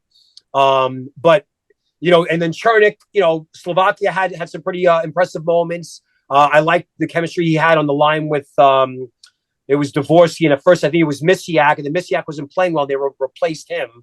He didn't put up a lot of numbers, but I like his stick handling, his vision, the little short passing game that he excels at. So, it was really and that's why watching the games with a fine, under a pretty, basically go through with a fine-tooth comb. I saw that Gauthier had some issues with decision making, and I thought that Snuggerud and Lane Hudson and some other players, Isaac Howard, really were decisive. And there's other guys as well. But overall, again, and it's going to be in my draft report at the end of the year. I'm going to have a nice detailed roll up of the World Juniors. But, again, it was really no Russia, but I thought it was a phenomenal tournament. I really enjoyed it. So actually, I want to, Vasili, I'll let you talk in a second here. Actually, I wrote this down as you were talking, and this is something I brought up before, and I just bring it up as more of a question to you. How do you think Russia would have done in this tournament? Because I couldn't help but watching it and think Russia probably would have won this year, and Michkov would have probably blown everybody away. Michkov would have had 30 points in like 7 games. Michkov would have been the story. But it wasn't just Michkov. Like this was the 04. Saleyev as well would have played, right? Demidov, yeah, probably. But Daniil Boot. I mean, they would have had Demidov. Demidov was on the Halinka as a draft -2. It would have been nuts. A stacked team, but sure. Russia's had these loaded rosters before.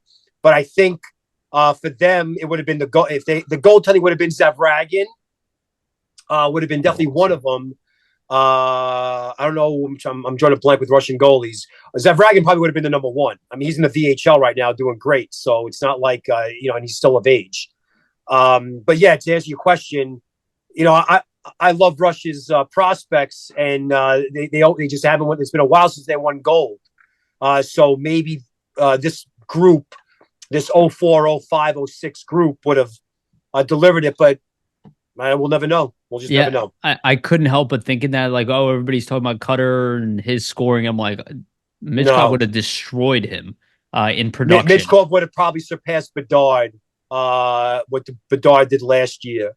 But it wouldn't even be fair. Like Michkov would have, it's better off. He could have got hurt, whatever. Like, that's true.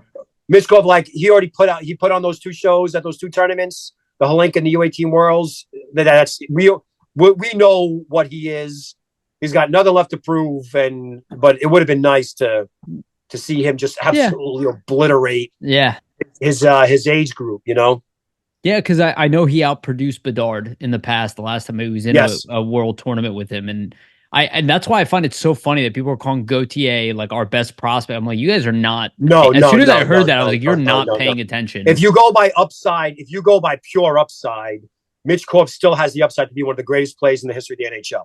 Like, I mean, that's the kind of upside based he has. on point production that he's putting. Yeah, up, like if we're gonna say if we're gonna say Kucherov, Ovechkin, Malkin are some of the greatest top 50 players in the NHL, and Michkov is outproducing them again in the same league, albeit a little bit more, different circumstances surrounding the Russian league.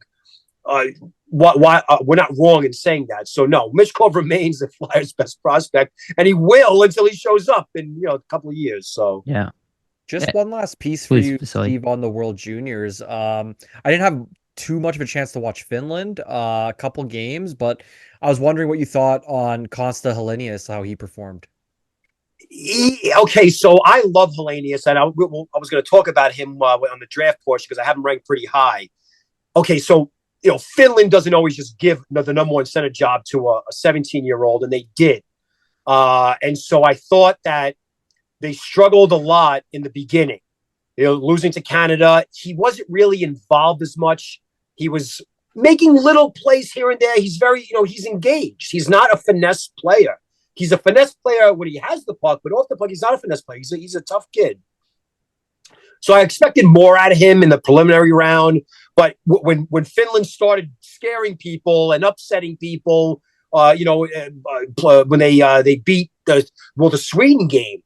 So I liked it. It wasn't anywhere near what Celebrini was the best player in the tournament, in my opinion. He was the best player in the tournament.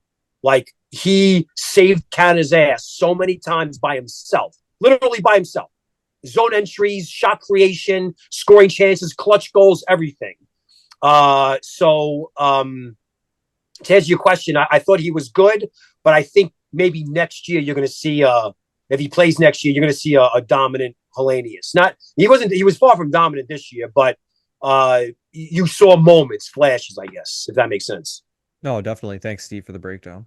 Anything to add, Vasili? Otherwise, we'll move into the scouting portion. Let Steve add it. Yeah, let's get into the fun stuff here. Okay, so obviously we're not going to go through all 30 players. It'd be nice to hear maybe your just top 10, Sure. where you think guys rank, and then we want to go maybe more into, I guess, specific Flyer stuff. And I guess to add there too, we also have a note here about maybe some risers and fallers. Maybe outside the top 10. But we also will be definitely interested to hear, what the Flyers could do with their pick. So first, give us a rundown of, how you see this draft kind of playing out after World Juniors and kind of actual seasons to play out and beyond the preseason rankings. Well, there are a lot of storylines as with any draft. There were two big storylines with this draft heading in, which was Cole Yzerman versus Celebrini for number one, and then maybe throw Demidov in there as well. So 3 forwards, 1 center, and 2 wings. And then the other part was the defenseman, right? Last year, for the first time in its history, Central Scouting only had 1 defenseman in their top 20 rankings in North America. The Bedard draft I'm talking about. Whereas this year, there's just defensemen everywhere. A lefty, righty, a lot of righties, a lot of right shot defensemen. So those are the two big, like, if you don't know much about the draft, you're like, what should I come to expect? Expect a top-heavy portion of forwards, but a ton of potential top-pairing defensemen well into the second round. And remember, with defensemen, you can find Hall of Fame caliber defensemen in the second and third and fourth round. It's happened in the past. Unlike with forwards, I've said this a million times, I'm like a broken record, but usually the best players in hockey history who are forwards come from the upper portions of the first round of the draft. So, I made my original list last year around like May or June, and I ranked Yzerman ahead of Celebrini because I felt like Yzerman as the pure goal scorer, potential 70 goal scorer, 60 goal scorer. I mean, he was lighting it up as a draft -1. But now that and Celebrini as a center in the USHL was a little not erratic, but like he just seemed like a little bit more, I don't know, like rushing his decisions, trying too many fancy things. I'm like, all right, I'm gonna say the pure goal scorer has the edge. But since then, we've had Yzerman is falling, he's sinking, and he's too one-dimensional. And Celebrini, after this World Junior, has played for BU, you name it. He's now, I would say, I mean, people might disagree with me, but this is how I feel. I think he's past Adam Fantilli. I think he's past Adam Fantilli. And the World Junior and the fact that he's playing on a BU team that isn't really loaded. Yeah, you have Hudson and, of course, you have Kaplan and a couple other nice prospects there. But, Fantilli played on a loaded Michigan team. There were first-round picks everywhere. Not the case with BU. So I think that if we'll play this game, if Celebrini were available in last year's draft, he's second behind Bedard, third behind Mitchkov. Mitchkov should have been second. But anyway, that's how I feel about Celebrini. I love this kid. And whoever drafts him is going to be very lucky. But as far as like my top 10 goes, it was a good mix of forwards and defensemen. Nothing really has changed. I have Celebrini at number 1. So he replaces Yzerman. I dropped Yzerman all the way down to number 8. At number 2, I have Salayev, the defenseman out of Russia. So I kept Demidov at 3, but I moved Salayev, who I did not have ranked in my preseason because I really wasn't sure about him. I wanted to see more of him. And when you have a number 1 or number 2 defenseman in the KHL at this age, he's better than Simashev. He's ahead of Simashev, I think, at least. Was last year with Loko Yaroslavl. So Salayev is everything you want. He's got Partman Tyakov. He's got the poise and the smarts of an Oliver Bonk. He's got shot power. I mean, he really is like, if it wasn't for Celebrini, you're looking at a number 1 overall pick. Maybe even ahead of Owen Power in Owen Power's draft year. So Demidov was an interesting story. And I think we talked about him because people were saying that he might be better than Mitchkov. Well, he was the guy that, remember, Mitchkov was like scratched at the beginning with Ska, and it was Demidov who took his job, and everyone's like, oh my God, Mitchkov's a bust. And we all know how that turned out. Demidov is now solely strictly in the junior league in Russia. Yep. But he is absolutely smashing it. And I think he had a 5-goal game today. So if the argument comes up, hey, can he compare with Celebrini? I say no. It's Celebrini, unanimous #1 pick. He's not going to lose it, barring any catastrophe. But now we're looking at number 2. It's going to be, I think, between Salayev, the Russian Salayev, or the Russian Demidov. And number 4, great playmaking center is Berkeley Catton, playing for the Spokane Chiefs of WHL. Playmaking pass for center, phenomenal vision and passing. #1 center upside. He is a pure passer. He's the kind of guy that will make. He's like a Barzal or a Zegras, where the passing is just on the tape. Backhand, forehand, no look, through the legs, you name it.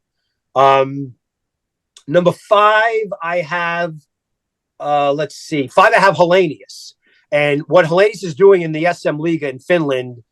We've gotten screwed over a little bit by some of these Finnish prospects having great years in the adult league and not really panning out. But with Hellenius, he plays a North American game. It's well-rounded. He's physical. He's aggressive. He's the IQ, the decision-making on his entries is really impressive. So I think he could be that power play quarterback from the half wall. He could take a big face-off. He could kill penalties if you need him to.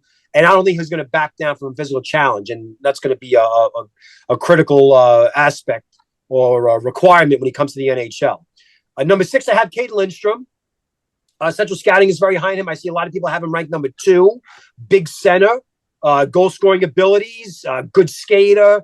I'm not going to compare him to a little bit of a Ryan Getzlaff, a little bit of a Quentin Byfield. Although those 2 guys were more pure playmakers, I think you're getting more of a finishing goal scorer, toucher on the net kind of guy, deflections, net front, but from the center ice position.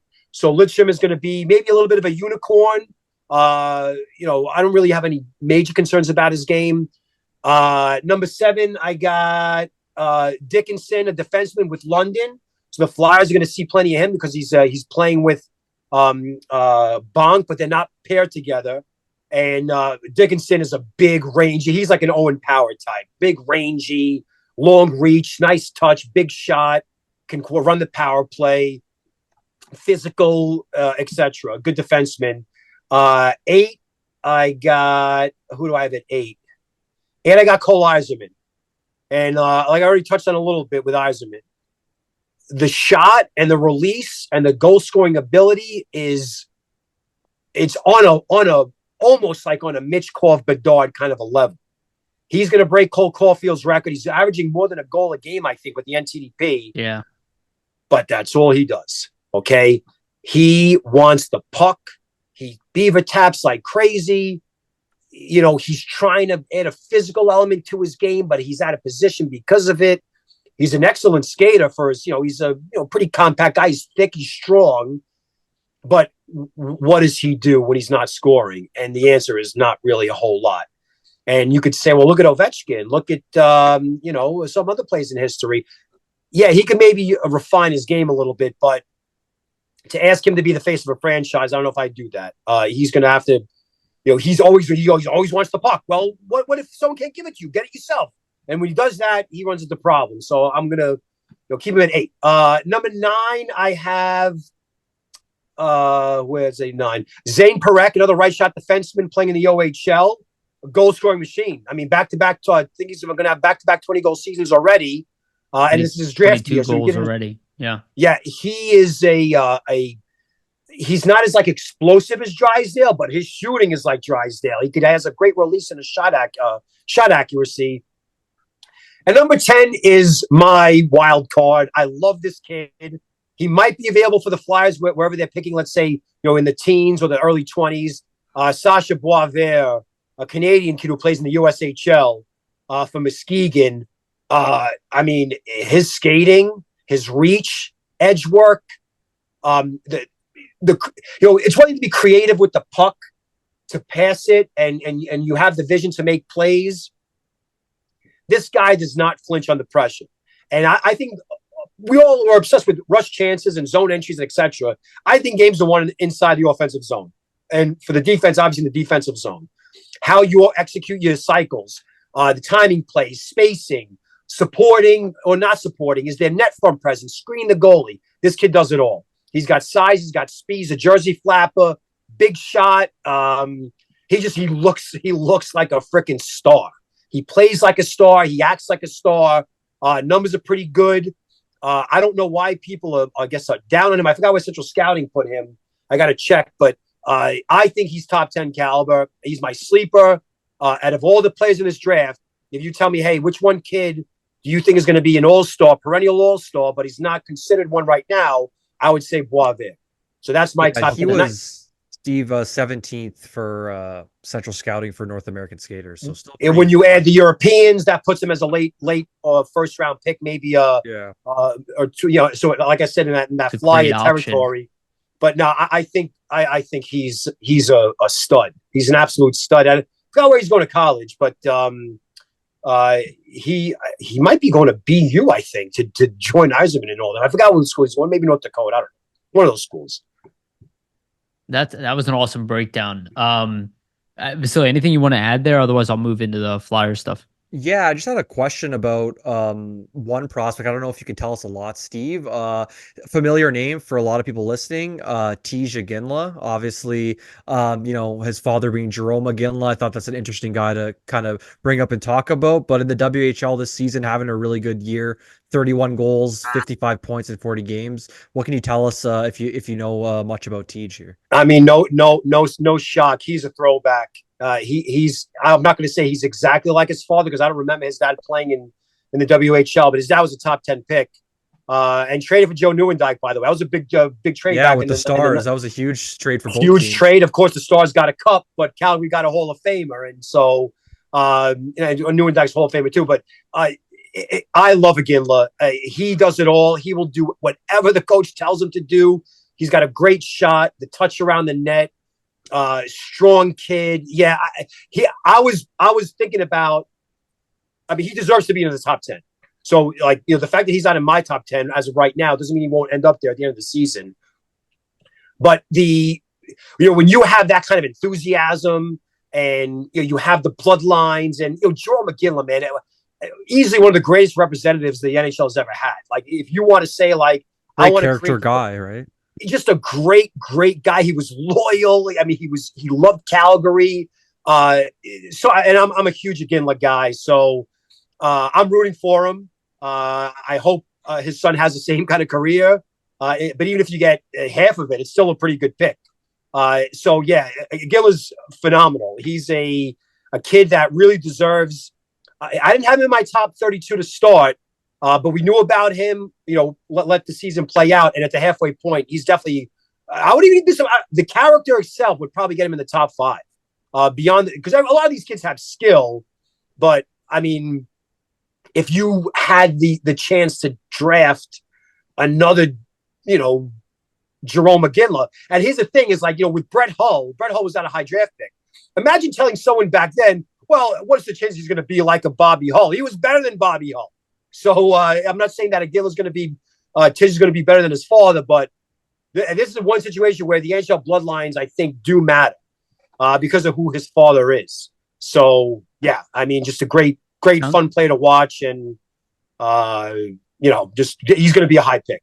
It sounds like what I've seen reminds me of his father, just like some of the highlights and stuff like that. It's not necessarily a need for the Flyers, but you talk about character, you talk about his father. I mean, that looks like somebody that the Flyers could be interested in, to be honest with you. And that's kind of what I want to talk about now. I mean, I think you already named 2 guys. What was your what was your number 10? Right? Yeah, Boisvert.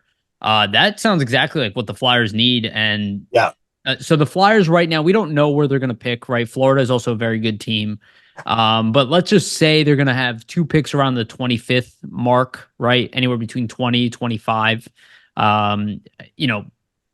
Jones said that the Flyers are very comfortable in drafting in that position. He said everything after top 5 is pretty much, kind of a wash. And I think that's actually tends to be true for the most part. You tend to find, some really good players later in the first round. It's kind of hit or miss for everybody, whether they're going to be average players or they're going to be great players in the league. But the Flyers at least have 3 picks in the first 2 rounds. Columbus has the option of moving that pick to next Yeah. year, which maybe they will take. We don't really know yet. But at least 3 picks within the top 60. So I think it puts them in a really good position to grab what they need this year. Vasili and I have discussed this. There is an opportunity to package both first round picks and try to move up. It's possible. I don't know if it's likely, especially after hearing what Jones said, especially if you're just searching for centerman or, you're looking for a centerman and a defenseman. I could definitely see them going for one of each or trying to double it up depending on who's available and be like, well, we really need a number 1 center. And both these guys we think project to be top 6 centers type of thing. So who do you think, would be good options for the Flyers? And then I also added the caveat, and we talked about this a little bit through text, but I don't even know if I'm saying his name right. Ziv Bayum, right? Yeah, Ziv Boyum, yeah. Boyum. So that one is more of just a personal pick because I'm Israeli, and Israeli, yeah, and I see that guy's background and the fact he had an exceptional tournament as well. He played really well. He doesn't necessarily frame wise project to be like a big, strong guy, but he did have a really strong tournament. He's a guy who the Flyers also, I think, could be available around the Flyers range as well within that first round. And that would just be really cool for me. And something I could text my whole family in Israel for. And a guy I would follow closely regardless of even if he ends up with the Flyers. So what do you think, are some options for the Flyers to go and maybe give people, the people listening, some players to kind of follow? I think you gave us a few already. But guys that maybe keep an eye on as being that late to middle first round picks that maybe project higher even potentially than what their ranking would be. All right. Well, so I'm glad you brought up Boyum because I had him as a mid first round pick. He was on the NTDP last year as a late birthday. So he aged out of the program, and his freshman year this year with Denver has been really good. It's the offense, the vision, the passing. I think eventually he's going to bulk up. He's going to be about his playing weight in his prime will probably be about 6'1", about 220, 215 maybe. That's good. Maybe 200. I don't know. No, not 220. About 6'1", maybe 195, 200. And then the other kid, Lev Shinov, who plays for Michigan State. They were both very high in the Central Scouting rankings.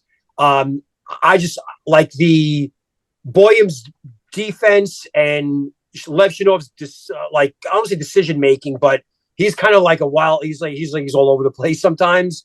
I'm going to keep them in the top 15, but outside the top 10. But don't listen to me in that regard because if we're going to do a mock draft, you're probably going to put Boyum and Lev Shinov in the top 10, potentially even top 5. The thing is with the Flyers is that now with the addition of Drysdale and the drafting of 3 right defensemen last year, it seems like with Fleur and Jones and Briere that they treated last year's the top half of last year's draft as best player available. But now that we know that they were interested in Reinbacher, they were willing to address a need because there's no way you could tell me, that Reinbacher was the best player available of 5 with Mitchkov on the board, Leonard on the board, Boot, all that. So I don't know if that's going to be a Flyers MO moving forward with this front office because they never really didn't seem like goaltending aside. That's why the Flyers always loaded up on wings. It wasn't a need. You don't draft Samuel Tuomalu, your first pick in the 2021 draft, the second rounder. They just drafted Forster. They already had Brink. They went for skill and I guess kind of scrappiness and toughness, and that's what some of those players have. So I don't know what they're going to do this year. I'm a little confused, so I have to do my homework and maybe guess a little bit that do they attack this draft for its strength, which is defense? Because center ice, here's the bottom line. The centers I mentioned, again, I'm being very generous with a little generous with Boisvert. The elite centers on a cut of Gauthier kind of a level, like a top 10 or top 15 NHL prospect wise, they're going to be gone. And you're going to have to take a chance if you're going to go for a center, if you're going to address a need and say, well, we're drafting 22. We have to address center because we traded Gauthier. Let's go after whatever center's available. I don't know if I necessarily agree with that, but we'll have to wait and see. They could also trade up, right? Having all these defensemen, having all these wings, There could be a couple. I mean, I think a guy like Zamula might have worth, considering that he's played before. And, so the Flyers have, I think they have like 10 or 11 picks. They could have at least 10 or 11 picks in this upcoming draft, right? Maybe 10. They have a lot, I believe. Yeah. They have 2 6. I think they have a pick in every round. Although I think one of them is like the Kings. 2 in the 6th, 2 in the 1st, 2 in the 2nd, potentially 2 in the 2nd. And so I mean that and remember that if Columbus agrees to it, that's going to be 2 second-round picks in the top 10 of or top. Columbus's I guess will be high just because the top half of that round. So think about that for a second, where you have Florida's first, your own first. You could always trade those 2 to move up. I think that there are definitely centers they can draft later on that will address the quote-unquote need, but they have centers in the system. They just don't have elite centers in the system now that Gauthier is gone. Who would be worth trading for? Like to trade up for? Like, is there anybody? Catton. Yeah. Catton would be perfect. A selfless, brilliant playmaker. But you're going to have to get into the now. I've seen him ranked like top 5, top 15. I think that he is on skill alone.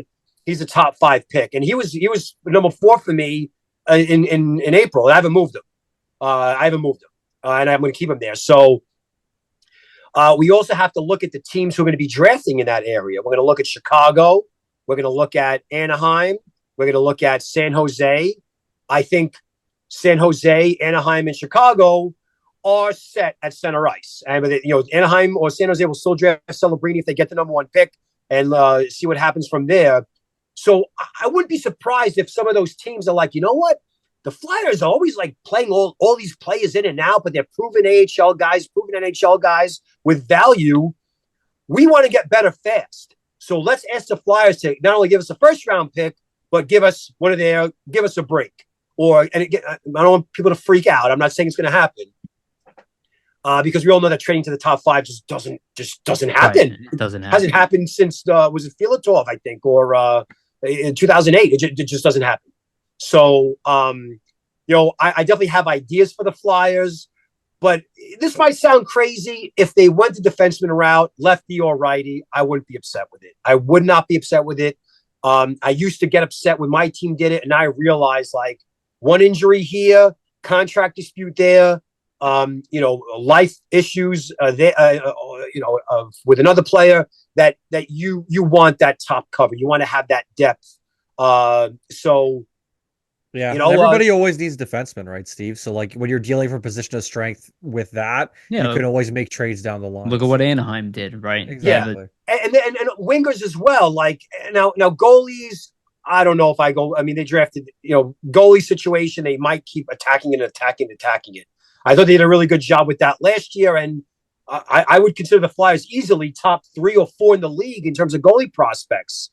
If you look at the way that they've progressed and where they were drafted. So, they really can do whatever they want. I guess that's an easy way out, but like you said, I think they'll have to trade up to get an elite center. They're not going to find an elite center, and they're going to have to hope that they hit a home run by drafting a guy, let's say like Trevor Connolly isn't a center; he's a wing. And the whole story with him about how I think he had like a Jewish teammate who took a picture of a swastika and sent it to him, and they made a joke, and he had the story with that. I heard something about this a while back. Okay, he is a legit top 5 caliber prospect, but obviously that's a little bit of a red flag where he did some. 100%. He did something stupid, and he's like basically become Jewish. Like to make up for it. He's like delivering food. He's going to synagogues. He's like and I'm not making a joke out of it. I'm just saying it's like, he made a mistake, and he's definitely, tried his best to atone for it. But at the same time, from the player himself, he's a fantastic player, and he is a pure playmaker, except from the wing. Maybe they want to, he could be one of those guys that slip and fall because of a concern, or like an owner's like, no, I don't want that kid anywhere near my team, which is fair. It's all totally fair. So again, this is a great spot for them to be in, much like last season, except now they're a playoff caliber team, and you have to wonder, are the Flyers, and this is another topic, but are the Flyers saying, hey, making the playoffs might just erase a lot of the bad juju surrounding us right now. We have extra picks. We can maybe make a big trade. I know a lot of people dying hearing that. The Flyers have openly said that they are not going to be doing that. So, and okay, it's possible, I would say still, but I think if they do make a big trade, it would be bringing in a guy who's like 22 years old, like Trevor Zegras. Well, my thought, if they do trade, it would be like a young dude. My thought, Yariv, at least with the first, the 2 first-round picks. I mean, Briere mentioned his presser today. They're not looking, to trade picks for, rentals or trade picks, for this specific playoff run coming up here. But you always have to look at it, and what's their biggest need is center. Those 2 first-rounders, maybe there's a center who's already established in the NHL on some team, and maybe they try to use one of those picks and something else, like their abundance of winger depth here, to maybe land a center that's, 25, 26 or kind of fits the timeline. So maybe, like, to your point, Steve, that's something they look into, right? I mean, of course. And again, this is why the GMs get paid the big bucks. They have to juggle all these different options, and they have to get in a room and get everybody's feedback. There are centers, though, like, guys on the NTDP. There's the kid, Misa. Not the Michael Misa, the potential first overall pick in 25, Luke Misa from Mississauga, who he keeps getting beat up in the rankings. That kid is a pure playmaker, and he's a really good player. He's got decent size, so he could be he'll definitely be available in probably in the late first round. But what we saw with Easton Cowan last year and some other guys, like, there's teams that are willing to take a chance when it comes to that position. So, I could go on and I could mention name after name. But again, I think I'm really curious, because this is only the second year with this regime, the only second draft. So I'm curious to see how they attack it. Then I could have more of an idea of what, Flor's still there. I think Flor's still the scouting director, correct? Yep. Yeah. So, with a lot of picks, they might be able to attack the defense position. And it would be smart. It would be smart to attack the strength of a draft. But I think to land a real premier center, they can either take a chance late or in the middle of the first round, which is fine, or they can, basically use their draft capital and their prospect pool and try to trade up and get one. But it takes 2 to tango, and we just don't see it anymore. Yeah. I think they're going to be exploring everything. To your point, I think realistically they'll probably go for best player available, though they did trade up to get a goalie last draft, which I was not expecting. So they have something in mind, like they clearly, if they're high on you, they're going to want to take you. I wouldn't be surprised if they go off the board. Who knows with either one of the picks? They could, and they could take chances, and you can't really be that mad about it. Ottawa, some of these teams they've done some weird shit at the draft. And you're like, what are you doing? The Flyers, and again, I'm not just saying that because I'm on a Flyers-centric podcast. The Flyers have never really done that. Like, I've never – the Devils are another team that I've never looked at their draft and been like, what were they thinking? I've done that with plenty of other teams, not the Flyers. So I know that obviously, things – Nolan Patrick, unfortunate, German Rutsov, and who's it, LaBerge. LaBerge, yeah. Yeah, like, okay, it's all unfortunate.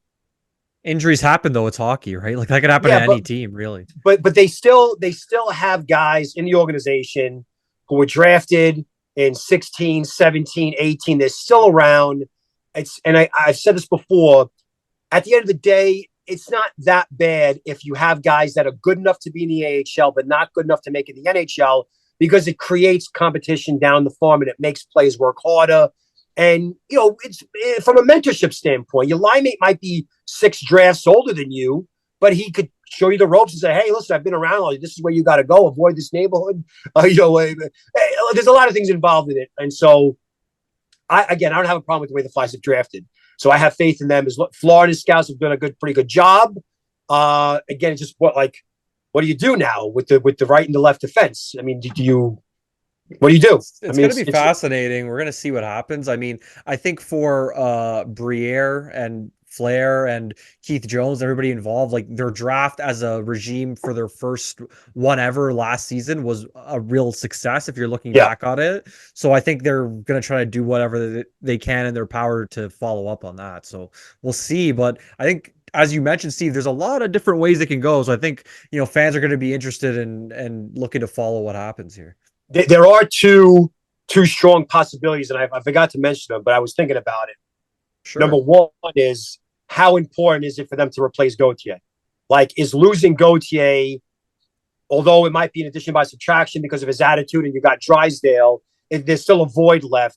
And what did the Flyers think of him before let's say after the last game of the Men's World Championships back in 2023, before he said, I don't like you anymore?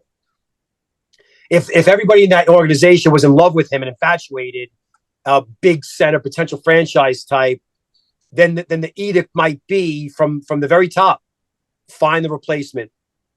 The other piece, though, is the character piece now. Usually, I'm not a big fan of this. Again, Bill Walsh method. I don't care what. I saw him play. He's great. Draft him. All right? We'll worry about the character later on. But now you got a situation where you invested a lot into a player, and he screwed you over. And that's why it makes sense last year, right? How the rhetoric was, Mitchkov really wanted to be a Flyer. He wants to be it. I'm like, a little excessive. Okay, we get it. He wants to be there. That's a good just point. saying that. But now we know why, because Gauthier was like, so they put a big emphasis on that due to that, I think, right, that's Steve? That's a great point.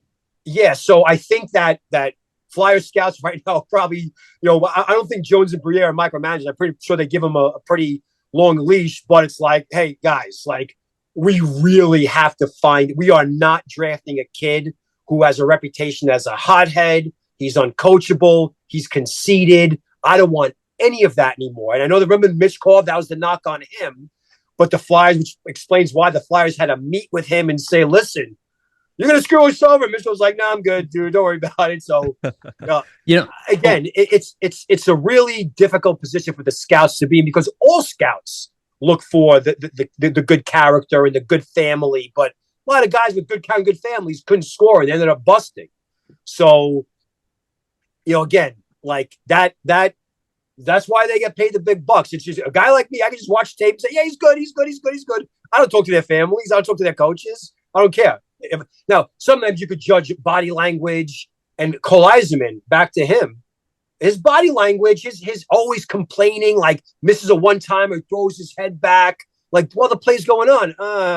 There's a time and a place for that. You could do that in the NHL, maybe not when you're in your draft season. I mean, that's just my little pet peeve.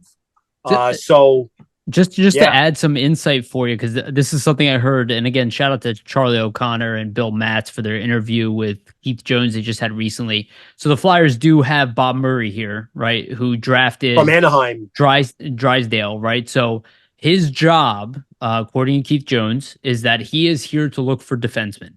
That is his job for the Flyers. Senior advisor, senior advisor. But literally, that's what Keith Jones said. He's like, that's his job for the Flyers. Guru. Yes. So, judging off of, kind of what we were talking about Anaheim earlier and the way they've drafted, especially under Bob Murray, I think there is a good chance that they will be looking for defensemen again. And, if you, and I'm saying this more to you, maybe something to consider as you do your previews, is how did Bob Murray draft? What players stuck out to him and why?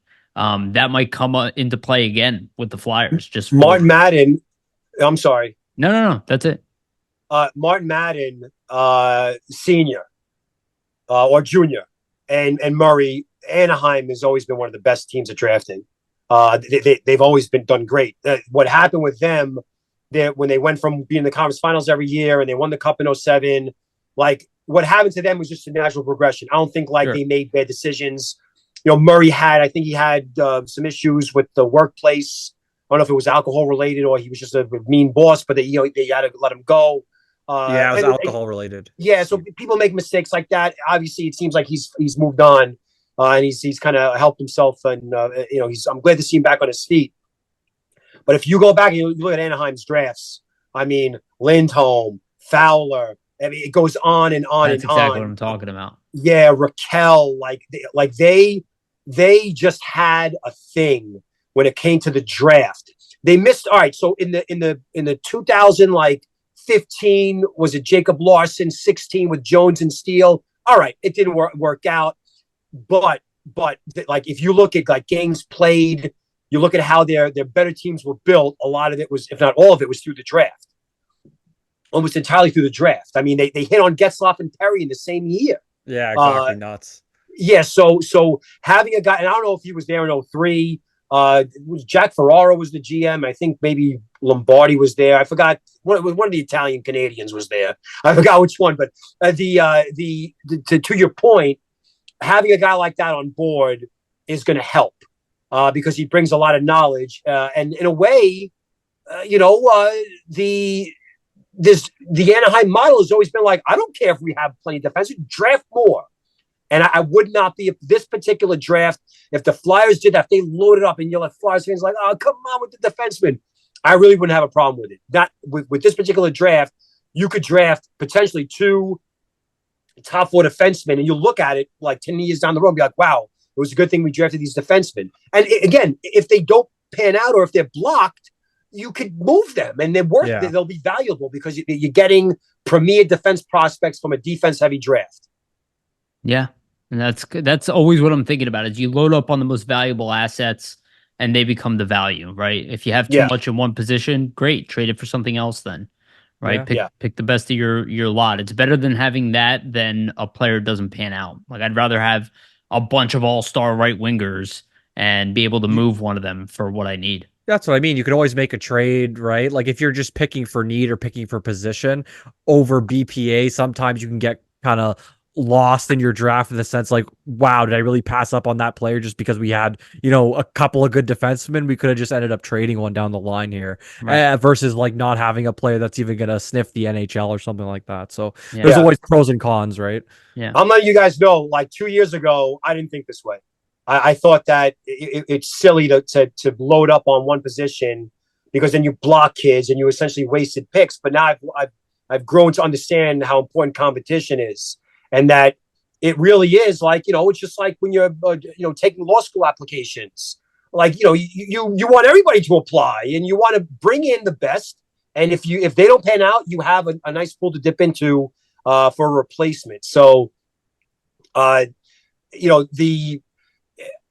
being honest with you, it's really tough to assess the Flyers situation right now because of where they're at in the standings. Yeah, it's hard for us. And so it's like, I'm really confused because Tortorella is a win now coach. He's not a rebuild coach, but like, look how fast it's accelerating. So how does that play into their draft strategies? For all we know, there is no change. It's like, hey, the scouts don't give a shit about what we do. They have their marching orders. They're going to execute the way we want them to, or they want to. But as an analyst, as a fan who's just a draft junkie, it's driving me nuts. I don't know what to think. Yeah. I'm going to lean towards they keep every pick, load up on defensemen, and find a way to draft plenty of centers on top of that, but hope one of them is like a steal or a gem. Yeah, I don't know. Before we know McLaughlin or who's the other guy? Hunter McDonald. Yeah. Somebody, who knows? Maybe they hit. Denver Barkey's having right? a great. McPherson is the other guy. I saw him play the other day for Penticton. Oh yeah, McPherson. Yeah, in the BCHL. I think. BCHL. Yeah. So we don't know. Anything could happen, but as of right now, there's definitely a void. But there's also apprehension because of why that void came about. So yeah, well, interesting times. Yeah, we'll see what happens. All right. So we've gone long on this one. We typically do when you're on, and they're always awesome. Do you want anything you want to tell people about? Maybe some of your work or something that people should be aware of. I know you're not really Google me, like whatever. Like it's so this time of year is nuts because I start writing my draft report in like March, but you have all these top prospects. Like tonight was the CHL top prospects game, so I DVR'd it. And I'll watch it tomorrow. But just like I don't know how to put this, but I like to kind of be on the ground, and I don't So you want to find me, you're gonna have to subscribe to my Substack. If not, no big deal. And this podcast is probably the only time you'll hear me say anything for free. because my podcast, I charge you for it. And again, it's not to make money. It's I just want to keep my fan base kind of select. I want it to be limited. I love that. And again, it's not to be pretentious or anything like that. It's just by design. Yeah. But we appreciate it. I love that about you. So I hope people appreciate you coming on here and sharing your info, because it's awesome to have you on. No, and you guys are great too. And like I said, I've become a Flyers fan. Like I find myself, which is crazy because look what we did. Nuts. I hate Lindros. I hated him. He was like Jordan. Like it just couldn't stop him. That's another reason why I hate the Lindros comparison. I'm like, do you have any idea what Eric Lindros used to do to people? Gauthier does not do to people what Eric Lindros did to people. So I couldn't even imagine if he played today. We talk about it all the time. Yeah, exactly. How he'd be unstoppable. He'd be completely unstoppable. Just dominated, right? Yeah. Like the physicality and the scoring prowess. I mean, he was everything, man. And as a Ranger fan, when we heard that we might be getting him, it was like Messier and Lindros on the same team, and but I'm glad he got into the Hall of Fame. I really am, because he really was, without a doubt, even if it was only a short period of time because of the injuries, he was the most dominant player in the game, and not many people could say that in the Gretzky, Lemieux, into the Yager and Crosby era, like Ovechkin era. Like Lindros was exactly as advertised. It's just a shame that the injuries had to cut his career short, but. The way that the Flyers are doing this with all these distractions and everything, I still think that is being done the right way. They got a lot of obstacles to overcome, but judging them and their draft tendencies and judging the moves made by the front office and reacting to all this contact, freaking all these scandals and everything, and it's not like it's really self-inflicted. You know what I'm saying? Just coming out of nowhere, Yeah, you can't blame the Flyers if Hart is going to be a part of this investigation. You can't blame them for Gauthier. You can't blame them for what's his name, Fedotov being injected and shoved in some submarine. Like that doesn't happen. So Briere and Jones are definitely dealing with it well, right? So yeah. Wish him the best of luck. I really do. And if the Flyers make the playoffs this year, Tortorella's going to be he should be an Adams finalist. He should be. 100% agree with you on that. Well, I've been thinking that for a little bit now. They have to keep it up. They have to finish strong. They can't just do it halfway through the year, but he should absolutely be in that consideration. One of the top choices.